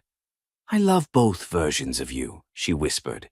The powerful CEO everyone respects, and the gentle man only I get to see. As midnight approached, Lucian lifted her into his arms, carrying her across the rose-strewn path toward the farmhouse. I love you beyond words, beyond reason, he vowed as he carried her over the threshold. Today is just our beginning. Chapter 12. Love's Legacy. Santorini's whitewashed buildings gleamed against the azure Mediterranean, the setting sun painting the sky in breathtaking hues of gold and crimson. Serafina stood on their private villa terrace, the gentle breeze carrying the scent of salt and bougainvillea as she gazed out at the caldera below. 2 weeks of honeymoon bliss had created a cocoon around them. Days exploring ancient ruins and hidden coves, evenings savoring local cuisine in candlelit tavernas, and nights of passion so consuming it still left her breathless to recall them. Beautiful, isn't it? Lucian's deep voice preceded his arms encircling her from behind, his solid warmth enveloping her as he nuzzled the sensitive spot behind her ear. She agreed, leaning into his embrace. I understand why you chose this place now. I wanted to show you perfection, he murmured, his lips tracing a path along her neck that sent shivers down her spine. Though now that I have you here, the view pales in comparison. Serafina turned in his arms, her heart still fluttering at the raw devotion in his eyes. After weeks of marriage, the intensity of his gaze hadn't diminished. If anything, it had deepened, as if each day together revealed new facets of their connection. I have something for you, she said, taking his hand and leading him to the cushioned lounger where they had spent countless hours talking, reading, making love under the Mediterranean stars. Lucian raised an eyebrow in curiosity as she reached for a small gift box she'd hidden earlier, wrapped in simple silver paper with a blue ribbon. What's this? He asked, accepting it with an intrigued smile. Open it, she encouraged, a mixture of nervousness and excitement fluttering in her stomach.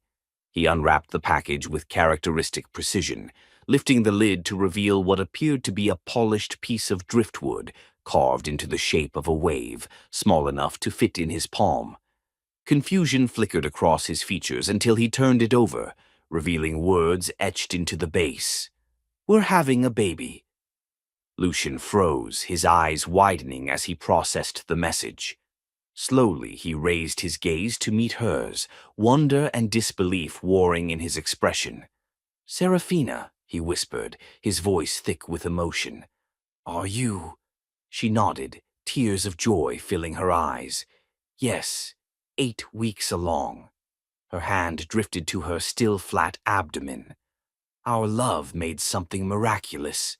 The polished control that had defined Lucian Vale throughout his business career shattered completely. Tears filled his eyes, spilling unashamed down his cheeks as he set the gift aside with trembling hands. A child, he breathed, reaching out to place his palm gently over her stomach. Our child.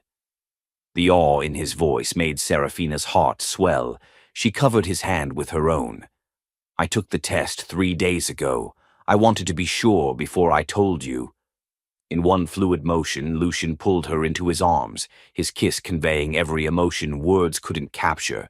Joy, gratitude, wonder, and a love so profound it transcended language. When they finally parted, he rested his forehead against hers, his breath uneven. You have given me everything, he said, voice breaking with emotion. A love I never... He stopped, swallowing hard, his usual eloquence deserting him. God, Serafina, a baby. His hand caressed her stomach again. Our baby.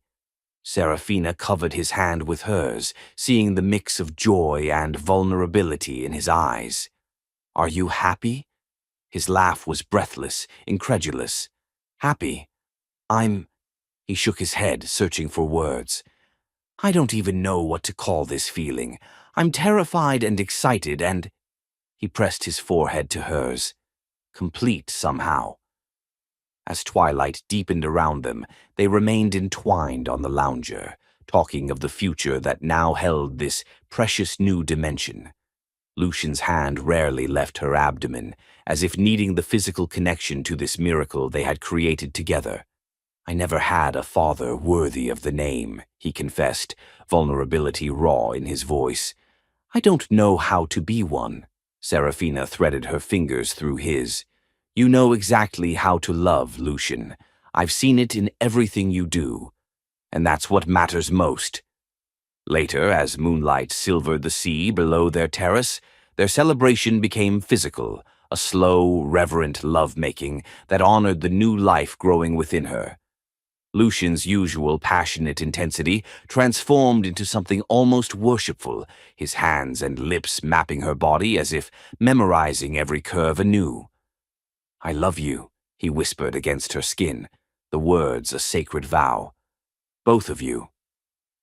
1 year later, the Henderson Community Center bustled with activity, its grand opening ceremony drawing residents from throughout the revitalized neighborhood.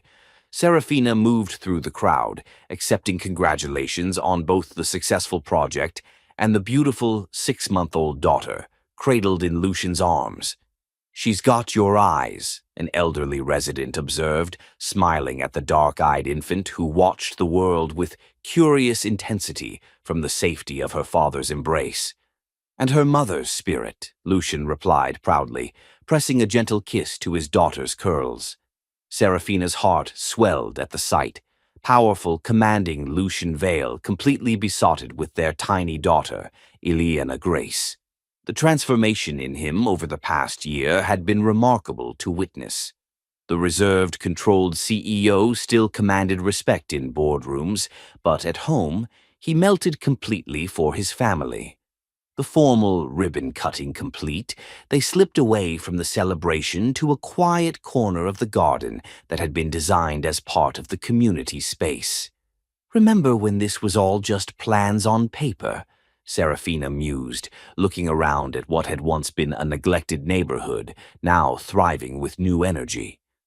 "You saw it before anyone else did," Lucian reminded her, adjusting Eliana in his arms as she began to doze. "The vision was always yours." "But you made it possible," she countered, watching as their daughter's tiny hand curled around her father's finger, even in sleep. "Just like you made this possible." His eyes softened as he gazed at their child. "She's the most extraordinary thing I've ever helped create, and the most terrifying." Serafina laughed softly. The great Lucian Vale, terrified by 7 pounds of baby. "Completely," he admitted without shame. "The responsibility of it." He shook his head in wonder. "To be worthy of her, to give her the childhood I never had, it's the most important project of my life." "And you're exceeding all expectations," Serafina assured him, leaning up to press a kiss to his lips. "Even the pediatrician says she's never seen a more devoted father." Pride suffused his features at her words. "I want to build something that matters. For her, for you, for us." Later that evening, as they settled into the family wing they had created at the farmhouse, their primary residence since Eliana's birth, Serafina watched Lucian gently place their sleeping daughter in her crib. His large hand lingered on her tiny back, his expression one of absolute wonder. "Sometimes I still can't believe she's real," he confessed softly as they stood together watching her sleep. "That any of this is real."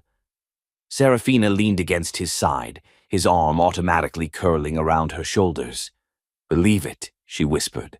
"This is our reality now." In their bedroom, with Eliana's monitor softly humming nearby, they came together with the passion that had never dimmed between them. Parenthood had added new dimensions to their relationship, deeper tenderness, shared wonder, occasional exhaustion, but the fundamental connection remained unchanged, perhaps even strengthened by the love they both poured into their child. "I've been thinking," Lucian said later, as they lay entwined in the peaceful aftermath, his fingers tracing lazy patterns on her bare shoulder. "A dangerous pastime," she teased, earning a playful squeeze. "About the Valerian Foundation," he continued. "I want to expand its focus." Serafina propped herself up to look at him, intrigued. The philanthropic arm of their corporation had always been important to Lucian, though typically focused on architectural preservation and urban development. "The arts program that saved Zora," he explained. "Programs like that for children who need creative outlets, safe spaces to discover their talents. I want to establish them in every community we develop." The thoughtfulness of this vision touched her deeply. "That would be wonderful." "And something else," he added, suddenly looking almost shy, an expression so rare on his confident face that it immediately captured her attention. "A program specifically for shy children, those who struggle to find their voice." Understanding dawned. "Like you once did." He nodded. "If I had found my voice sooner." He pressed a gentle kiss to her lips. "Well, we might have had more time together." "We have all the time we need," she assured him. "But I love the idea, helping children express themselves, find confidence. I thought we might call it Finding Your Voice," he suggested, "and perhaps you could be involved in shaping it. Your communication skills far exceed mine in many ways." The request, so thoughtful, so perfectly aligned with values they shared, exemplified how completely their professional and personal lives had integrated. No longer was Lucian compartmentalizing different aspects of himself. Every part of his life reflected his whole heart. "I'd be honored," she told him sincerely. Satisfaction settled over his features as he pulled her close again. "I keep thinking about legacy," he admitted. "What we leave behind. For decades, I thought legacy meant buildings with the Valerian name, developments that would stand for generations." "And now?" she prompted gently. His eyes drifted toward the baby monitor, where Eliana's peaceful breathing created a gentle rhythm. "Now I know true legacy lies in the lives we touch, the communities we help build, the opportunities we create." His gaze returned to Serafina. "The love we share that creates ripples far beyond ourselves." The Santorini sunset painted the world in gold and crimson, just as it had 1 year earlier when Serafina had shared news of their impending child. They had returned to celebrate their anniversary, leaving Eliana in the doting care of her grandmother and aunt for 3 precious days of reconnection. They stood on the same terrace, but now Lucian held something in his hands. A small leather-bound book. "What's this?" Serafina asked, curiosity piqued. "Something I've been working on," he admitted, a rare uncertainty in his expression. "I'm not a poet or a writer, but—" He extended the book toward her. "These are my words. For you." Serafina accepted it with gentle hands, opening to the first page where Lucian's precise handwriting filled the cream-colored paper. "To Serafina, who taught me that the most powerful words are those spoken from the heart." Turning the pages, she discovered a journal of sorts, his thoughts, memories, and feelings chronicling their journey together. The night of her broken car, the dance at the gala, the storm that had trapped them in the cafe, each memory captured in words that revealed how deeply he had observed and treasured every moment between them.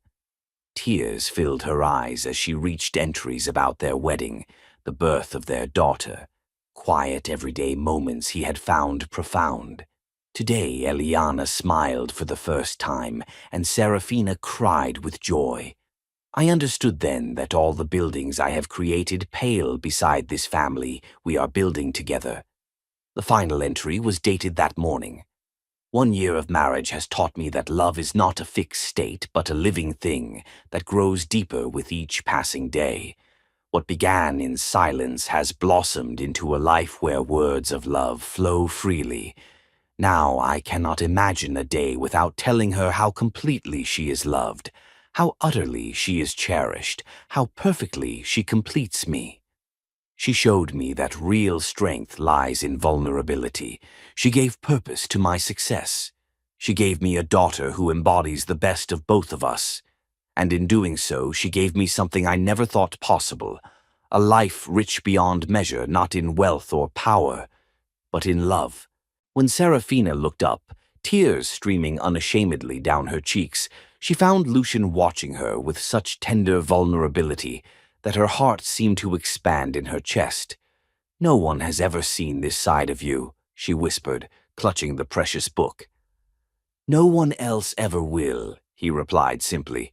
"It exists only for you." She moved into his embrace, the journal pressed between them like a physical manifestation of their connection. "I love you," she said, the words simultaneously ordinary and profound. "So completely."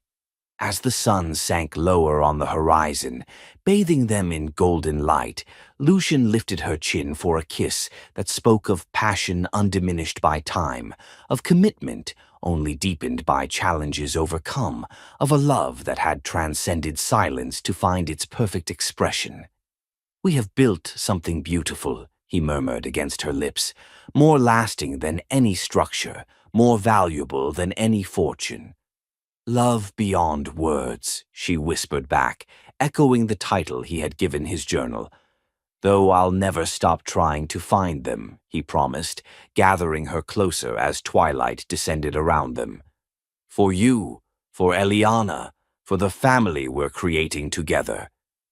As stars began to appear in the darkening sky above Santorini, Lucian and Serafina stood wrapped in each other's arms, their hearts beating in perfect synchronicity. The journey that had begun with silent longing had transformed into a symphony of shared dreams, passionate connection, and abiding love.